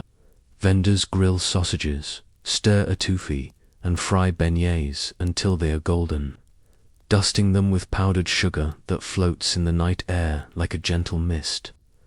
Families and travelers gather at long tables, their conversations blending with the clatter of plates and the hum of music drifting from the quarter. For New Orleans, food is never just food, is memory, survival, and identity. Each dish carries the imprint of history, African, French, Spanish, and Caribbean traditions woven together into flavors that could exist nowhere else. To eat here at night is to taste the story of a city that has endured storms and still finds joy in every bite. But it is the music that defines the French market after dark. Just steps away, Bourbon Street and Jackson Square spill over with sound. Trumpets rise, trombones shout, and drums beat steady rhythms that call the crowd to dance. Street musicians play under balconies draped with wrought iron, their notes curling into the warm night air. Jazz was born here, and in the markets, it lives on, not confined to clubs or stages, but in the open air, as much a part of the night as the stalls themselves. The French market has been many things across the centuries. A trading post for native peoples, a colonial hub, a gathering place for African and Caribbean merchants, a stage for jazz, musicians, and a sanctuary for culture through times of struggle. By night, it continues to carry that legacy. To wander here after dusk is to feel New Orleans itself resilient, joyful, and unashamedly alive. The laughter, the flavors, the music all mingle beneath the stars, reminding every visitor that this is not just a market, but a living heartbeat of a city that has always danced through the night. New York City has always been a city of arrivals. From the 19th century through the 20th, waves of immigrants poured through its harbors, each bringing language, food, and tradition. And in the neighborhoods they built Little Italy, Chinatown, Harlem. The night markets became more than commerce. They became lifelines, celebrations, and stages where cultures met under the glow of In Little Italy, the streets came alive after dusk with smells that carried straight from Naples and Sicily. Sausages sizzled in pans, garlic and tomato sauce bubbled in iron pots, and fresh cannoli filled with sweet ricotta drew children and elders alike. Vendors lined the streets during evening festivals, their stalls stacked with breads, cheeses, and pastries. Music, mandolins and accordions spilled through the markets, mixing with the laughter of families who had brought old traditions into a new world. Just a few blocks away, Chinatown glowed with red lanterns. At night, Mott Street and its winding alleys filled with carts and stalls selling dumplings, roasted duck, steaming bowls of noodles, and sweets shaped like mooncakes. The air was heavy with ginger, garlic, and soy. Calligraphers painted names on scrolls, herbalists offered remedies, and shopkeepers displayed silks and porcelain. The market here was not only a way to survive in a foreign land, it was a way to keep culture alive, to turn a crowded neighborhood into a little piece of home.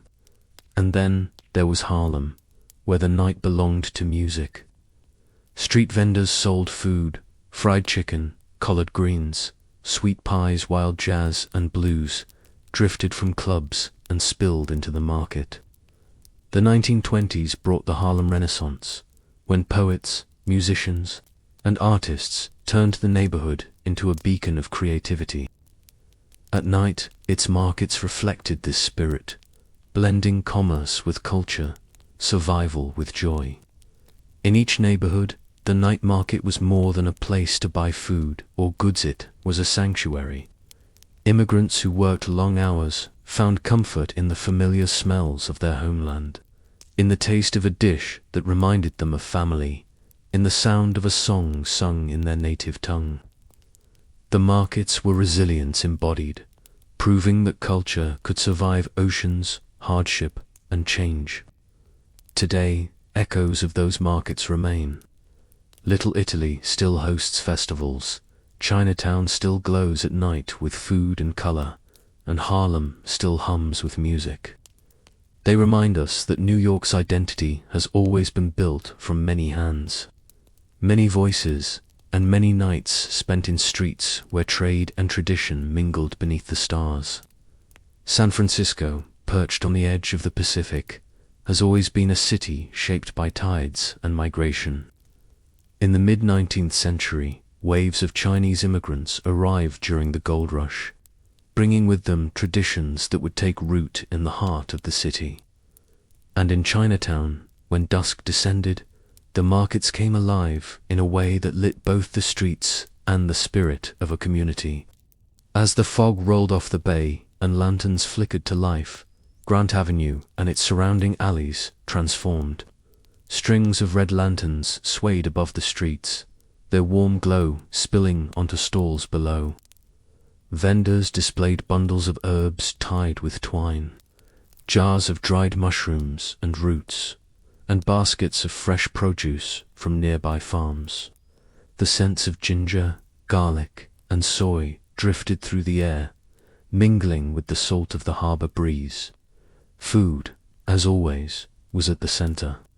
Stalls offered steaming dumplings, pork buns fresh from bamboo baskets, noodles tossed with vegetables and sauces, and roasted ducks glistening in shop windows. For immigrant families who worked long hours, the night market was a place to taste home, to feel connected to roots carried across the ocean. But the market was more than trade, it was survival.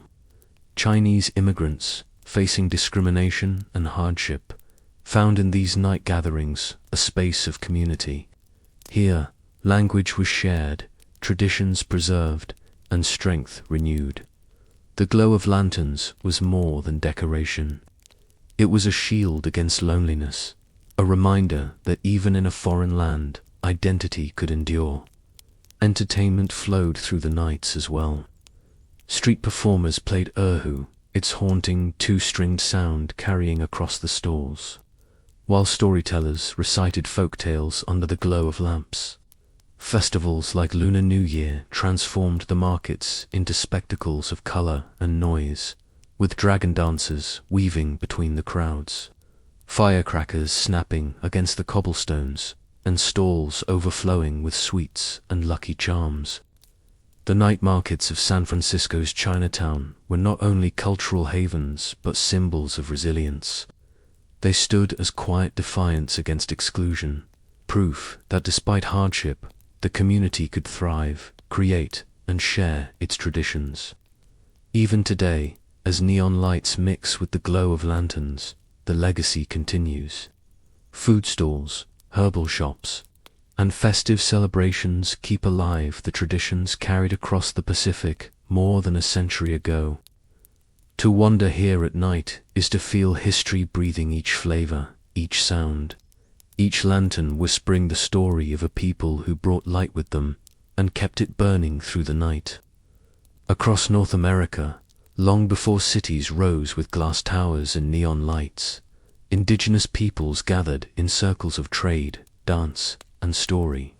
These gatherings, known as powwows, continue to this day. And while they are deeply spiritual and cultural events, they also carry the heartbeat of marketplaces where food, crafts, and traditions are shared beneath the glow of firelight and stars. As night falls at a powwow, the grounds come alive. Fires crackle, drums echo steadily like the earth's own pulse, and voices rise in song. Around the edges of the circle, vendors set up their stall stables covered with beadwork, dream catchers, pottery, and carvings that reflect centuries of artistry. Each piece carries a story, not mass-produced, but crafted with care, linking present hands to ancestral traditions. Food plays its part here, too. Fry bread sizzles in hot oil, its golden surface sprinkled with sugar or topped with beans and meat. The sweet smell of berry jams, corn, soups, and roasted venison drifts through the air, offering comfort and nourishment. To eat at a powwow is to taste the land itself, the gifts of earth and community prepared with love. The market is more than commerce, it is preservation. At night, when songs continue and dancers move in regalia decorated with feathers, beads, and bells, the market becomes a bridge. Elders pass down traditions to younger generations, teaching through stories told as goods are exchanged. Visitors and outsiders who come are welcomed, not only to buy but to listen, to learn, and to witness the living continuity of cultures that have endured despite centuries of struggle. The glow of lanterns and fires casts long shadows, illuminating the circle of dancers, the faces of artisans, and the hands passing food across tables. It is a reminder that markets were always more than survival. They were gatherings of spirit, resilience, and community. Today, powwow night markets remain powerful symbols of cultural identity. They show that indigenous traditions are not relics of the past, but living, breathing forces that continue to thrive. To stand in one at night is to feel the heartbeat of a people, carried forward by drums, voices, and the simple act of trading beneath the stars. If there is one thing that unites night markets across the world, it is food. Long before supermarkets and restaurants, people turned to the streets to find meals that were quick, affordable, and full of flavor. And as day turned to dusk, these foods became even more important, transforming night markets into the kitchens of the people places where hunger, culture, and creativity came together under the glow of lanterns. The origins of street food were always practical. Travelers arriving in cities after long journeys needed nourishment. Workers finishing their day sought quick meals before returning home. For the poor, who could not afford fine dining, food stalls offered hearty dishes for just a few coins. Vendors responded by cooking on the spot, grilling meats, frying doughs, simmering stews, and selling them hot, fresh, and ready. But over time, practicality became delight. Street food began to carry not only flavor, but identity. In China, steaming dumplings and skewers of meat told stories of regions and families. In the Middle East, kebabs and flatbreads carried centuries of tradition in every bite. In Europe, roasted chestnuts and hot pies warmed cold nights, while in the Americas, maize-based dishes tied markets to indigenous roots. Each dish was more than food, it was a story of place and people. The night amplified this magic. Lanterns reflected on bubbling pots, the hiss of oil frying filled the air, and the scent of spices seemed stronger in the cool evening breeze. Eating at a night market was never just about filling the stomach. It was about experiencing a city with all five senses. To bite into something hot and savory while surrounded by music, voices, and light was to become part of a living celebration. Street food also brought people together. A merchant and a laborer could stand side by side at the same stall, sharing the same dish, the same laughter, the same warmth of a late-night meal. Food dissolved barriers, making the market not only a space of trade, but of connection. In time, many of these humble dishes became symbols of entire nations. What began as quick bites for weary travelers grew into culinary traditions, celebrated worldwide. And at the heart of it all were the night market's culinary heavens, where necessity turned into art, and where flavor became the language of community beneath the stars. If light and sound gave night markets their atmosphere, it was spices that gave them their soul. Long before the modern age, traders carried sacks of saffron, pepper, cinnamon, and clove across deserts and oceans, knowing that their value was worth more than gold. And when the sun set and the lamps were lit, it was the aromas of these spices that defined the heartbeat of the night market. To walk through a bazaar in Marrakesh, Cairo, or Delhi after dark was to walk through a living cloud of fragrance. Vendors piled spices in pyramids of red, yellow, and brown, each mound glowing under lantern light like miniature mountains of fire and earth. The air was sharp with chili, sweet with cinnamon, musky with cumin, and intoxicating with cardamom. Even before one saw the stall, the nose led the way. In Asia, spice stalls transformed night markets into kitchens of wonder. Street vendors blended garlic, ginger, and chili into sizzling woks, their scents drifting into the alleys and luring crowds toward the heat. In the Middle East, the perfume of saffron rice and roasted lamb mingled with the darker, richer aromas of coffee beans roasted on the spot. In Europe, nutmeg and cloves, once luxuries, were sprinkled into mulled wines served warm on winter nights. The presence of spices was never only about flavor. They carried meaning. In many traditions, spices were linked to healing, protection, and even love. A pouch of saffron might be burned in ritual, cinnamon might be gifted as a token of care, and peppercorns were once considered rare treasures. Night markets gave these meanings a stage, turning the simple act of trade into something infused with symbolism. For the vendors, spices were also performance. With a flourish of hands, they would toss pinches into bubbling pots, letting the steam rise dramatically into the night air. Customers were not just buying flavor, they were buying an experience, an invitation to taste the world in one bite. And so, the spice legacy became inseparable from night markets. To this day, whether it is chili powder in Mexico, curry blends in India, or herbs in the Mediterranean, the aroma of spices remains the invisible thread that ties all markets together. They are the lifeblood, the invisible chorus that lingers long after the stalls close, reminding everyone who passes through that the true magic of the night market is carried on the air, breathed in and remembered forever. As night markets hummed with voices and music, there was always another layer of comfort waiting in clay cups, wooden mugs, or glass tumblers, drinks that warmed, soothed, and connected people long after the day's labor had ended. These beverages, whether herbal, spiced, fermented, or sweet, were not just refreshment. They were rituals of belonging, a way for strangers to share conversation, and for communities to bond under the stars. In the Middle East, the scent of coffee drifted through the bazaars.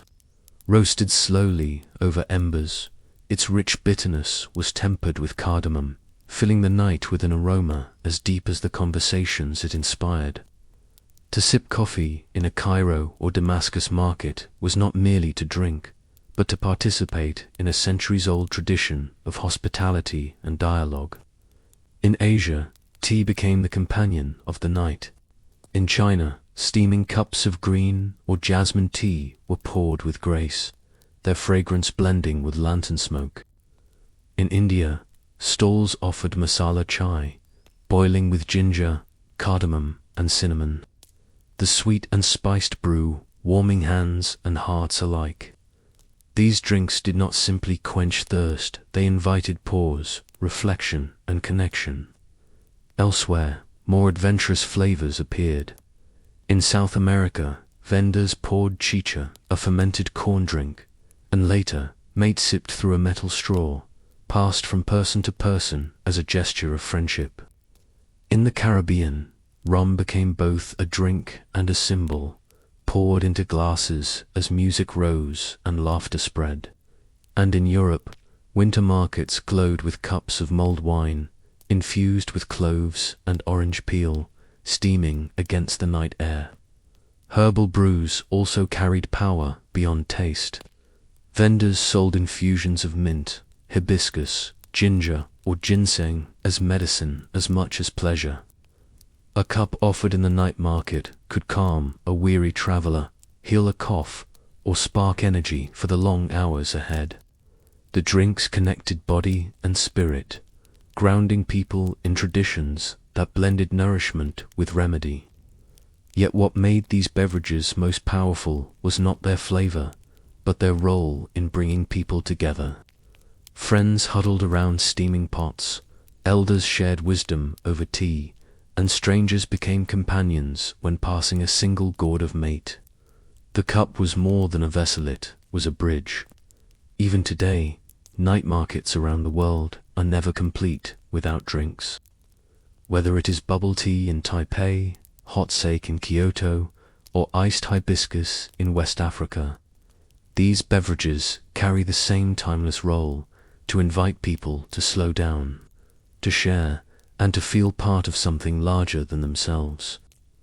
Under the stars, the true power of the night market was never only in what was bought or sold, was in the drinks that bound communities together, sip by sip, story by story. If spices gave night markets their soul, and drinks gave them their warmth, then sweets gave them their joy. Across centuries and continents, deserts have always played a special role in night markets, small indulgences that delighted children, rewarded weary workers, and sweetened the memory of an evening beneath the stars. In the Middle East, markets glowed with trays of syrup-soaked delights. Stacks of baklava, rich with honey and pistachio, shimmered in the lantern light. Vendors poured rosewater syrup over golden fritters, their sweetness perfuming the air. Children crowded stalls selling sticky sesame candies, their laughter mixing with the crackle of sugar hardening into brittle. In Asia, night stalls offered flavors both delicate and playful. In China, candied hawthorns, bright red and glossy, gleamed like jewels on wooden sticks. In India, jalebi spirals, fried in oil and dipped in saffron syrup, glistened like golden suns. In Japan, the soft chew of mochi carried flavors of green tea and red bean, wrapped in tradition as much as taste. The sweets were as much art as food, crafted to delight both eye and tongue. In Europe, evening markets offered comfort against the cold. Warm waffles dusted with sugar filled the air in Brussels. In Paris, crepes folded with chocolate or fruit were served hot into eager hands. At Christmas markets in Germany, stalls overflowed with gingerbread hearts, candied almonds, and marzipan, their scents carrying on the frosty air like promises of festivity. In the Americas, too, sweetness lit the night, from caramel-coated apples at fairgrounds to churros dusted with cinnamon. In Mexico, from candied peanuts in New York streets to guava pastries in the Caribbean. Deserts reminded people that even amid the struggles of daily life, there was always room for delight. What made these sweets unforgettable was not only their flavor, but the way they were shared. Families bought them in bundles, passing them from hand to hand. Lovers shared a single piece, smiling under lantern light. A child's first taste of sugar became a memory tied forever to the market's glow. Sweets turned the night market into celebration. They softened the edges of bargaining, added laughter to conversations, and ensured that people left with not only goods, but happiness. In every culture, the sweet taste of sugar, fruit, or honey was a reminder that life, no matter how hard, always had moments of wonder worth savoring. Even today, night markets around the world are still filled with sweetness: ice cream sandwiches in Manila, fried dough in New Orleans, taiyaki fish-shaped cakes in Tokyo. They carry forward the same timeless promise that the night is not only for work or survival, but for joy. And so, the memory of every night market is flavored by its desert small, shining treasures that turn an ordinary evening into something magical beneath the stars. In night markets, food has never been only about taste. It has always been about spectacle. The sizzling of a wok, the flip of a knife, the sparks rising from an open flame, all of it turned cooking into theater. Vendors became performers, their stalls becoming stages where the audience was not seated in silence, but standing in hungry anticipation. Eyes fixed on the dance of fire and flavor, the performance began with sound. In China, The clang of metal spatulas on iron woks rang like cymbals, echoing down narrow alleys. In India, the hiss of oil frying samosas was punctuated by the vendors' rhythmic calls, drawing the crowd closer. In Thailand, flames leapt high as chilies hit hot pans, sending bursts of smoke and spice into the air, while onlookers cheered at the drama of the moment. Every gesture mattered. The tossing of noodles into the air, the expert slicing of meat with blinding speed, the careful folding of dumplings with fingers moving faster than the eye could follow, these were more than skills. They were acts of artistry, passed down through generations, refined not only to feed but to amaze. Crowds gathered not just to eat but to watch. A vendor who could pull sugar into long, delicate threads, shaping it into birds or flowers before it hardened, drew applause as readily as a street performer. A man who could flip flatbreads high into the night sky before catching them on hot griddles became a kind of magician.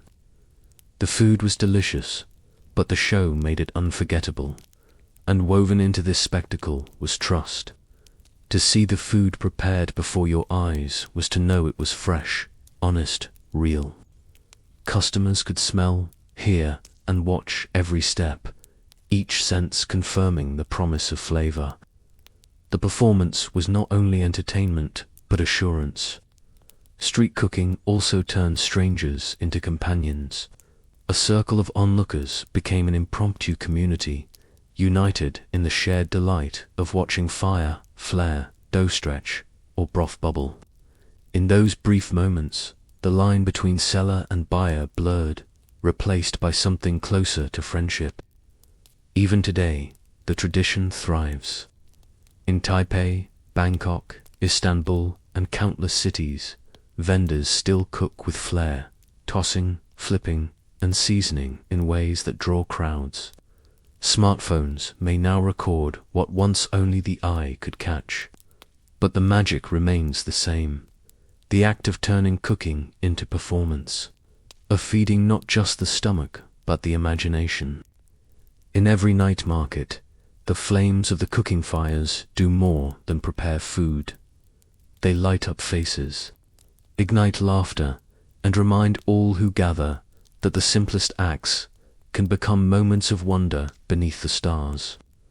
If food stalls were the heart of the night market, then entertainers were its soul.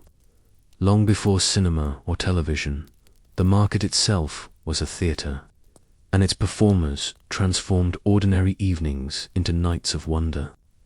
Jugglers, storytellers, musicians, dancers, they filled the air with laughter, rhythm, and tales, weaving art into the fabric of trade.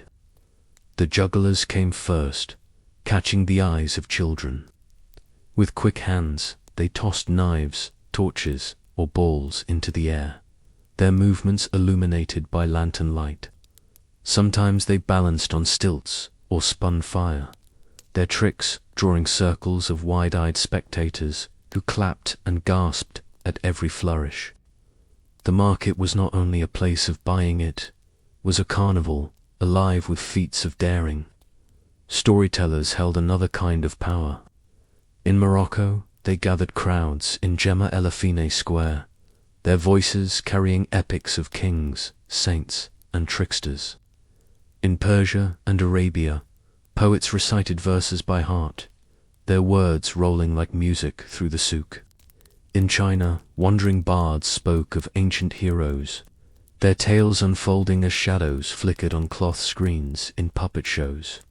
For a coin or two, one could step not just into a story, but into an entire world of imagination. Musicians gave the night its rhythm. In Europe, fiddlers and flutists turned markets into dance floors, their melodies spilling across cobbled streets.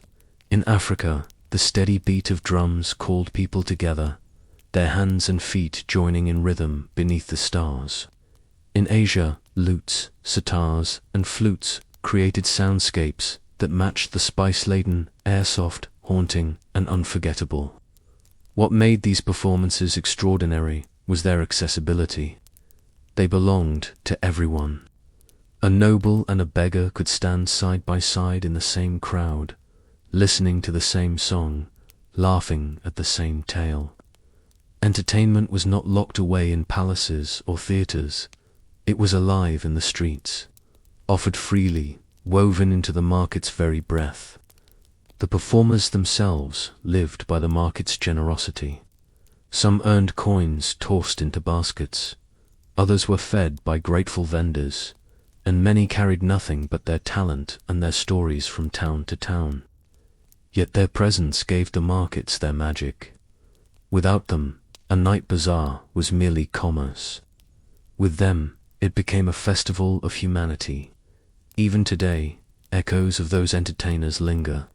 Street musicians still strum guitars in plazas, fire dancers spin their flames in squares, and storytellers captivate audiences with words that seem older than the streets themselves. The tradition endures because people will always hunger not just for food and goods, but for wonder. To walk through a night market with performers at every corner is to feel life itself as a performance, raw, joyful, and endlessly human. Carried on through music, stories, and the flicker of lanterns beneath the night sky. Not all the trades of night markets were as bright as lantern light or as sweet as sugared pastries. In the shadowed corners, where crowds thinned and stalls leaned closer together, other exchanges whispered into being.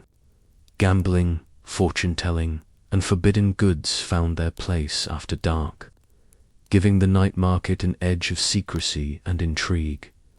The gambling tables were often the most crowded. In China, dice games and card games spread across small mats, coins clinking as players leaned in beneath the glow of oil lamps. In Europe, men gathered around makeshift boards, betting on shells, bones, or spinning wheels.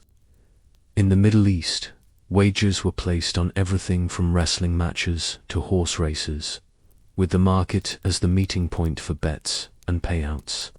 Risk was part of the thrill, and the night offered the cover of anonymity. Fortune-tellers added another layer of mystery. They sat at small tables draped in cloth, candles flickering as they read palms, cast stones, or turned tarot cards.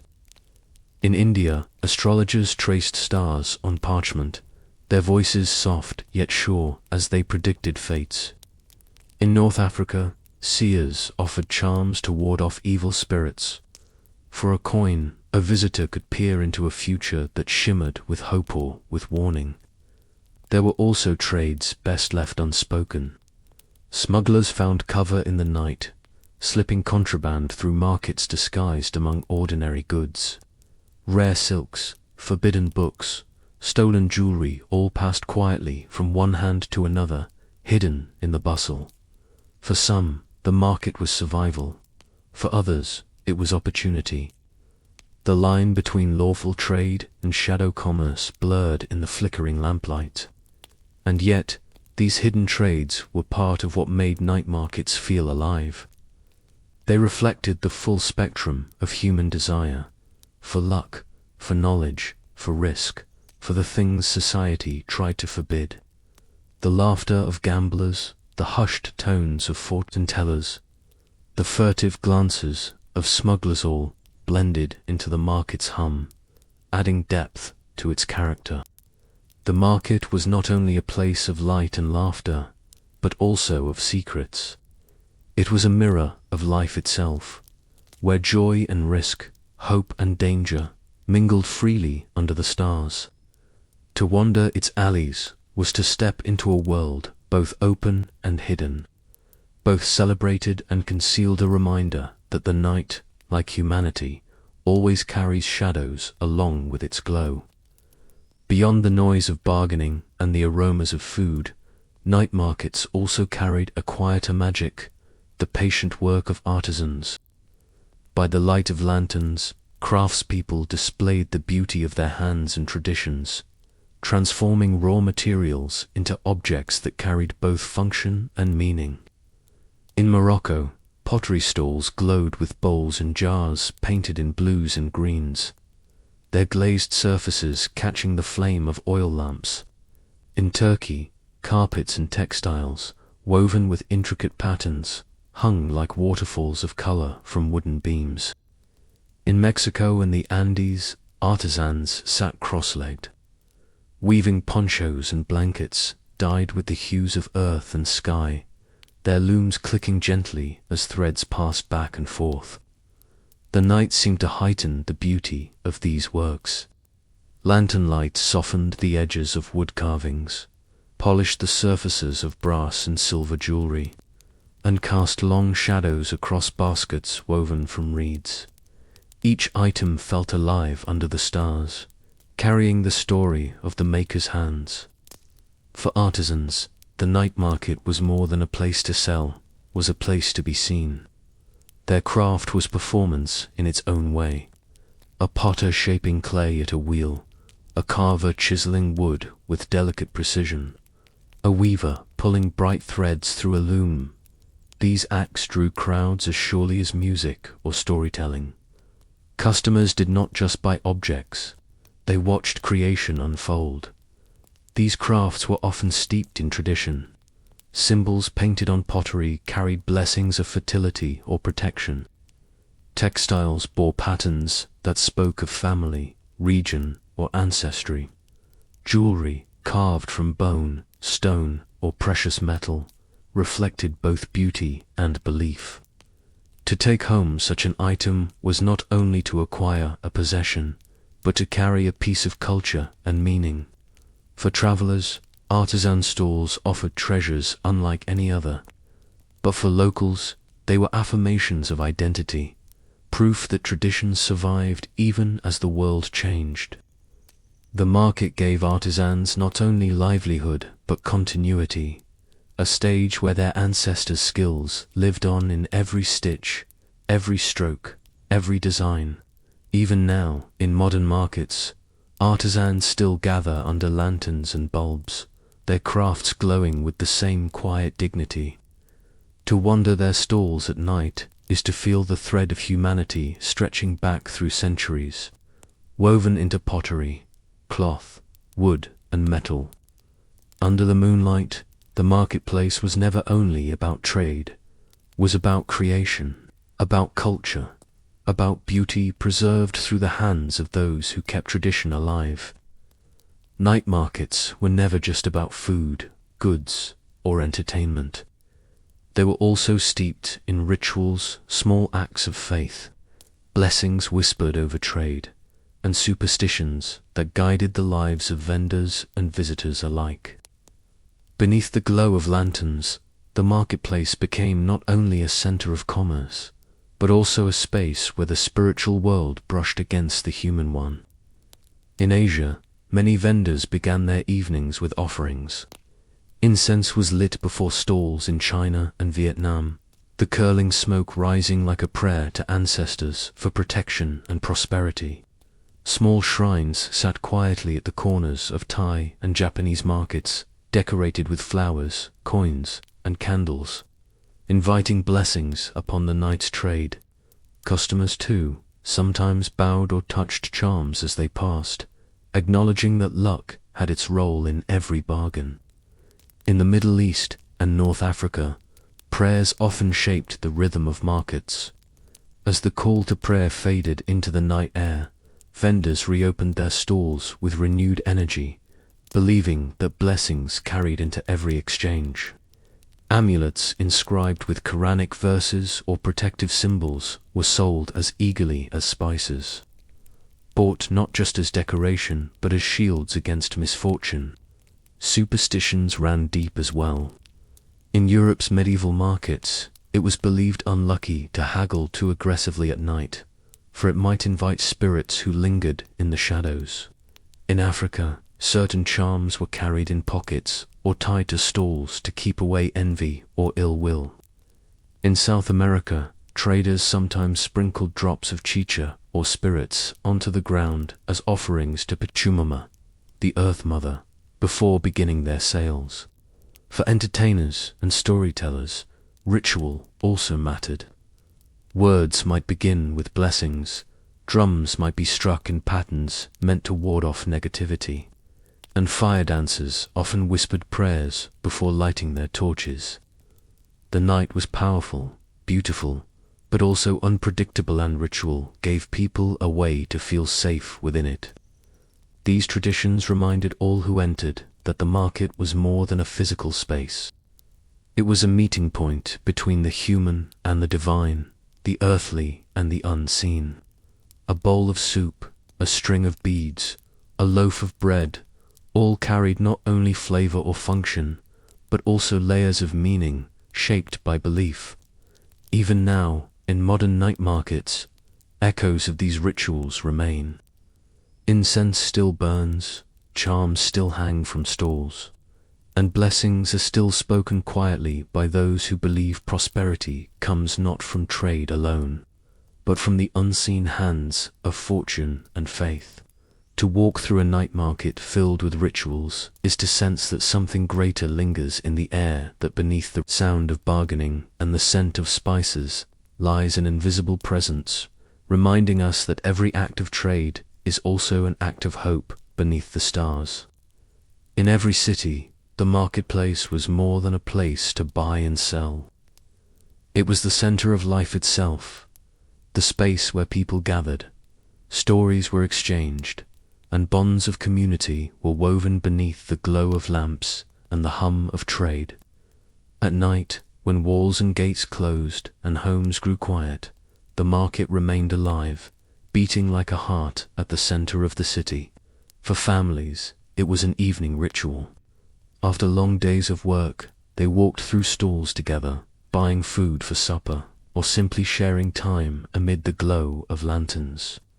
Children tugged at their parents' hands to see sweets or toys, while elders paused to greet neighbors and exchange news. The market was a place where generations mingled, where life felt connected and whole. For travelers, the market was a guide. Arriving from far-off lands, they learned a city's character not through its monuments or palaces, but through its bazaars. Here they tasted its food, heard its language, felt its rhythm. A single stroll through the night market could reveal the essence of an entire city, its hopes, its struggles, its soul. For the poor, the market offered survival. A small meal, a cheap garment, a chance to earn a few coins through late-night trade. It was here that opportunity, however modest, was found. And for the wealthy, the market was entertainment, a place to purchase luxuries, to watch performances, to feel the pulse of the crowd. In the night market, class and rank blurred, if only for a moment, in the shared act of gathering. But perhaps the greatest gift of the night market was its ability to connect. Neighbors who might pass silently in the daylight stopped here to talk. Stories were told, songs were shared, and laughter rose from stalls where strangers stood shoulder to shoulder. The market was a mirror of the city itself, messy, crowded, loud, but alive with a beauty born of human connection. Even today, the tradition endures. Modern cities may have shopping malls and glowing storefronts, but the night market remains a place where people come not only to buy, but to belong. To step into one is to step into the timeless truth that life is richer when lived together under lantern light in the company of others.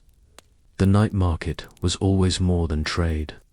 It was community, it was memory, it was the beating heart of old cities forever pulsing beneath the stars. The night markets of old cities were never isolated. They were shaped, altered, and sometimes transformed entirely by the forces of empire. From the 15th century onward, colonial powers stretched across continents, carrying with them not only armies and flags, but new goods, new systems of trade, and new rules that left lasting marks on marketplaces beneath the stars. In Asia, European merchants arrived with ships heavy with silver, spices, and textiles. Night markets that once carried only local wares began to overflow with imports: Dutch cloth, Portuguese wine, British tea. Lantern-lit stalls in India and Southeast Asia became windows onto a wider world, their goods reflecting not just local traditions but the reach of colonial trade networks. Yet with this expansion also came disruption.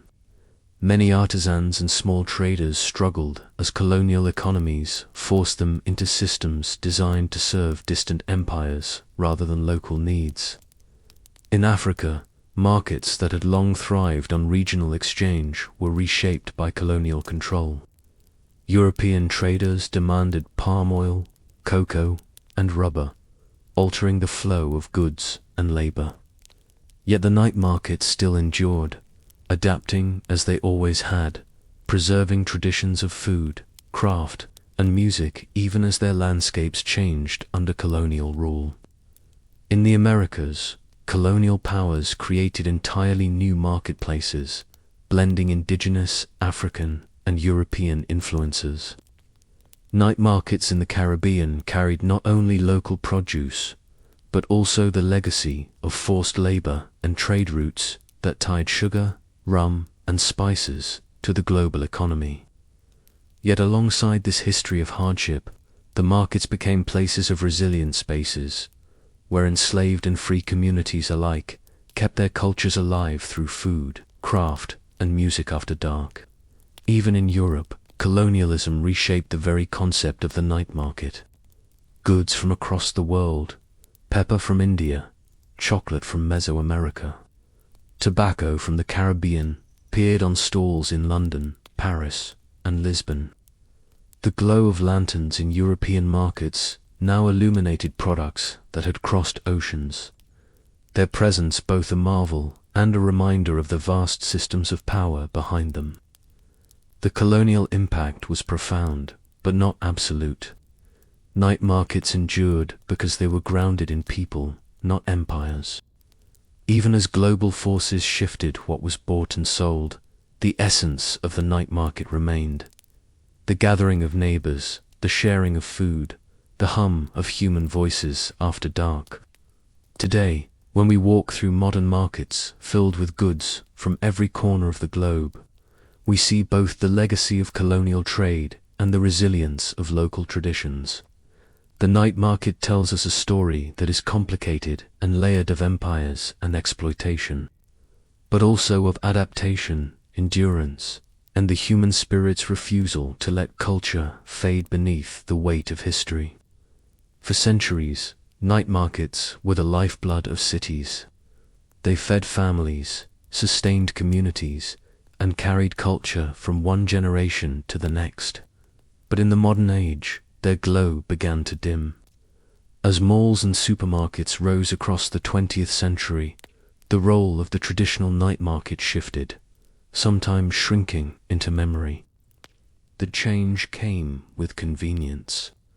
Supermarkets offered bright aisles, refrigeration, and fixed prices, removing the need for bargaining or waiting.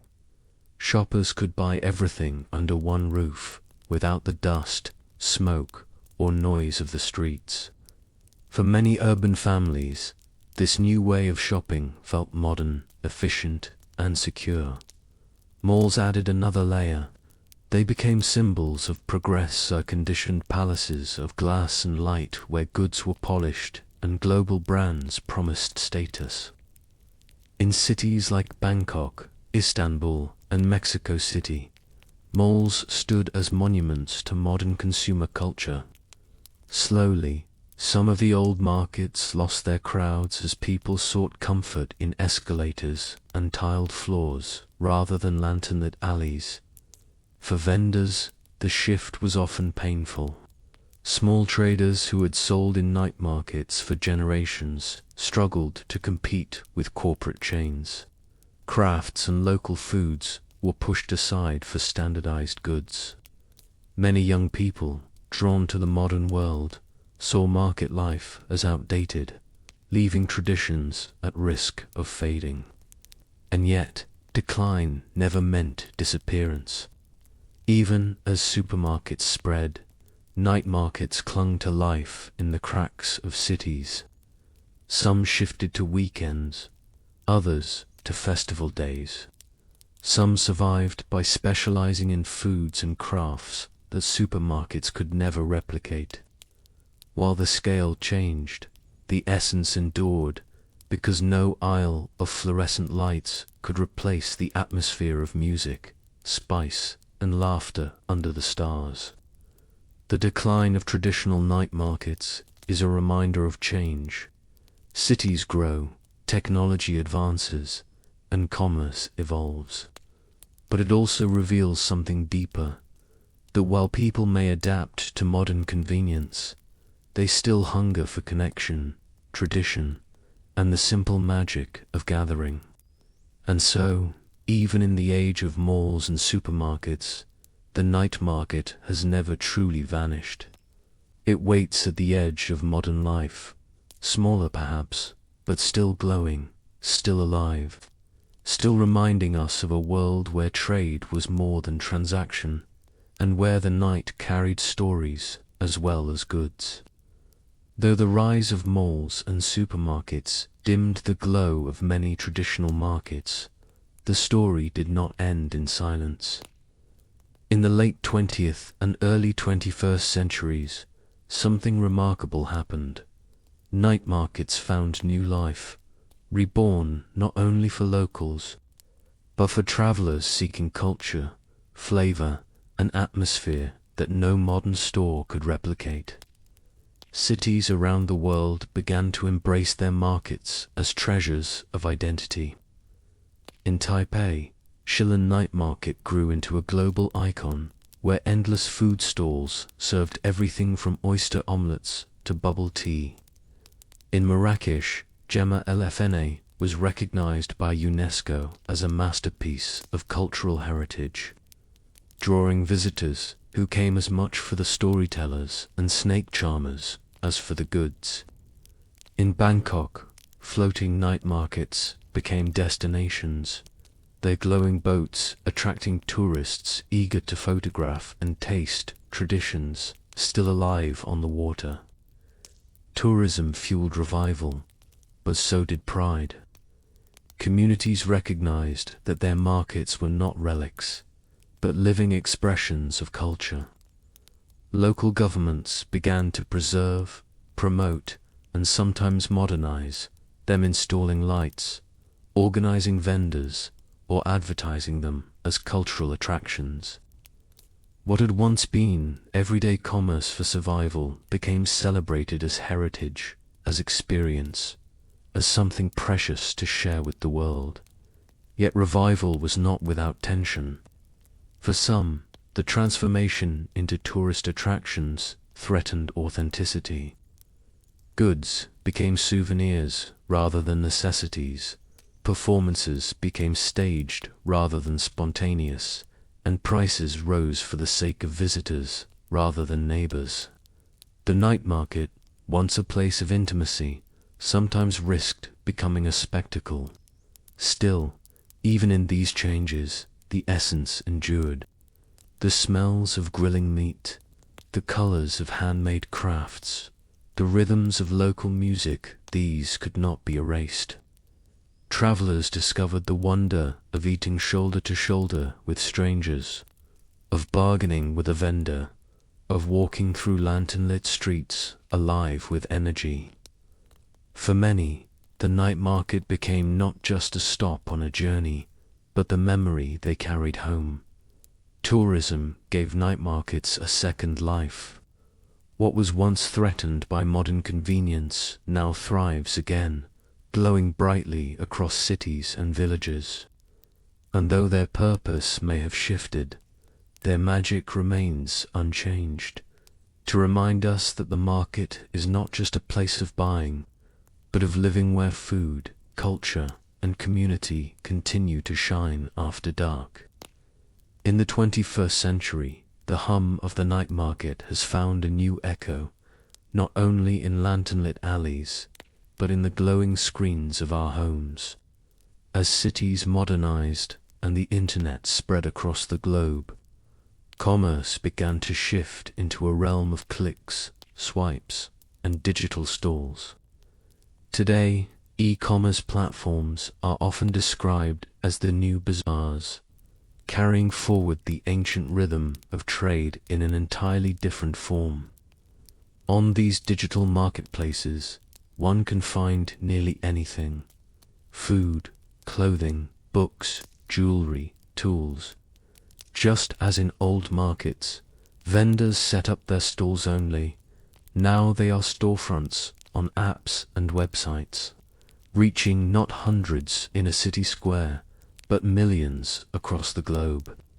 The cries of vendors have become advertisements. The glow of lanterns has become the glow of pixels. And yet, the parallels are striking. Just as night markets were filled with voices calling, smells drifting, and colors dazzling, online markets bombard us with banners, images, and recommendations. Bargaining, once done face-to-face, is now done through discounts, coupons, and flash sales. In both worlds, the thrill of discovery remains, stumbling upon something unexpected, a hidden treasure among endless options. The sense of community is harder to preserve in digital form, yet it still lingers. Online reviews echo the gossip of old marketplaces. Social media live streams of sellers mirror the calls of hawkers in crowded streets. Even the ritual of gathering at certain times, such as global shopping festivals, feels like a modern echo of night markets, where crowds once surged together in shared excitement. But something is lost, too. The taste of fresh food, the music of live entertainers, the human warmth of bargaining beneath lantern light, these cannot be captured by screens. The digital bazaar is vast, efficient, and convenient, but it lacks the texture of smoke, the shimmer of oil lamps, the laughter of neighbors. Still, the digital night market shows us that the impulse remains unchanged. Humanity has always sought places to gather, to trade, to explore. Whether under moonlight or under Wi-Fi, the instinct endures to find connection through exchange. Perhaps the digital marketplace is not a replacement, but an extension, another chapter in the long story of trade. For as long as people seek both goods and stories, there will always be markets, whether in alleys paved with stone or in networks woven by light. From the winding alleys of Marrakesh to the floating stalls of Bangkok, from the candlelit bazaars of Cairo to the digital screens of today, the story of the night market is the story of humanity itself. It is a tale of survival and celebration, of trade and tradition, of the timeless need to gather after the sun has set. Night markets remind us that commerce was never only about goods. It was about people. A bowl of steaming soup carried the warmth of a culture. A woven basket carried the rhythm of a tradition. A song sung in the square carried the voice of a community. Each exchange was more than transaction, it was connection. They also teach us resilience. Empires rose and fell, malls replaced stalls, and the world shifted to digital screens. Yet the night market endures, adapting but never disappearing. Because beneath the layers of history, people have always hungered for more than efficiency. They have hungered for experience, for belonging, for magic in the ordinary. And most of all, night markets teach us about wonder. To step into one is to step into a world where every sense is aliver. Smell of spices, the glow of lanterns, the hum of voices, the taste of food, the laughter of strangers. It is a world where the boundaries of class, culture, and language blur, replaced by the simple truth that we are all human, sharing a night beneath the stars. Even today, whether in the narrow lanes of an old city or in the boundless expanse of the digital age, the spirit of the night market continues. It whispers to us of who we are: storytellers, creators, dreamers, traders, people who gather not only to buy and sell, but to live and to remember. So when you next wander through a market after dark or scroll through one on your screen, pause for a moment. Listen for the echoes of ancient drums, the laughter of children, the voices of vendors calling into the night. Feel the heartbeat of humanity, steady and enduring. For the night market is eternal. It is us.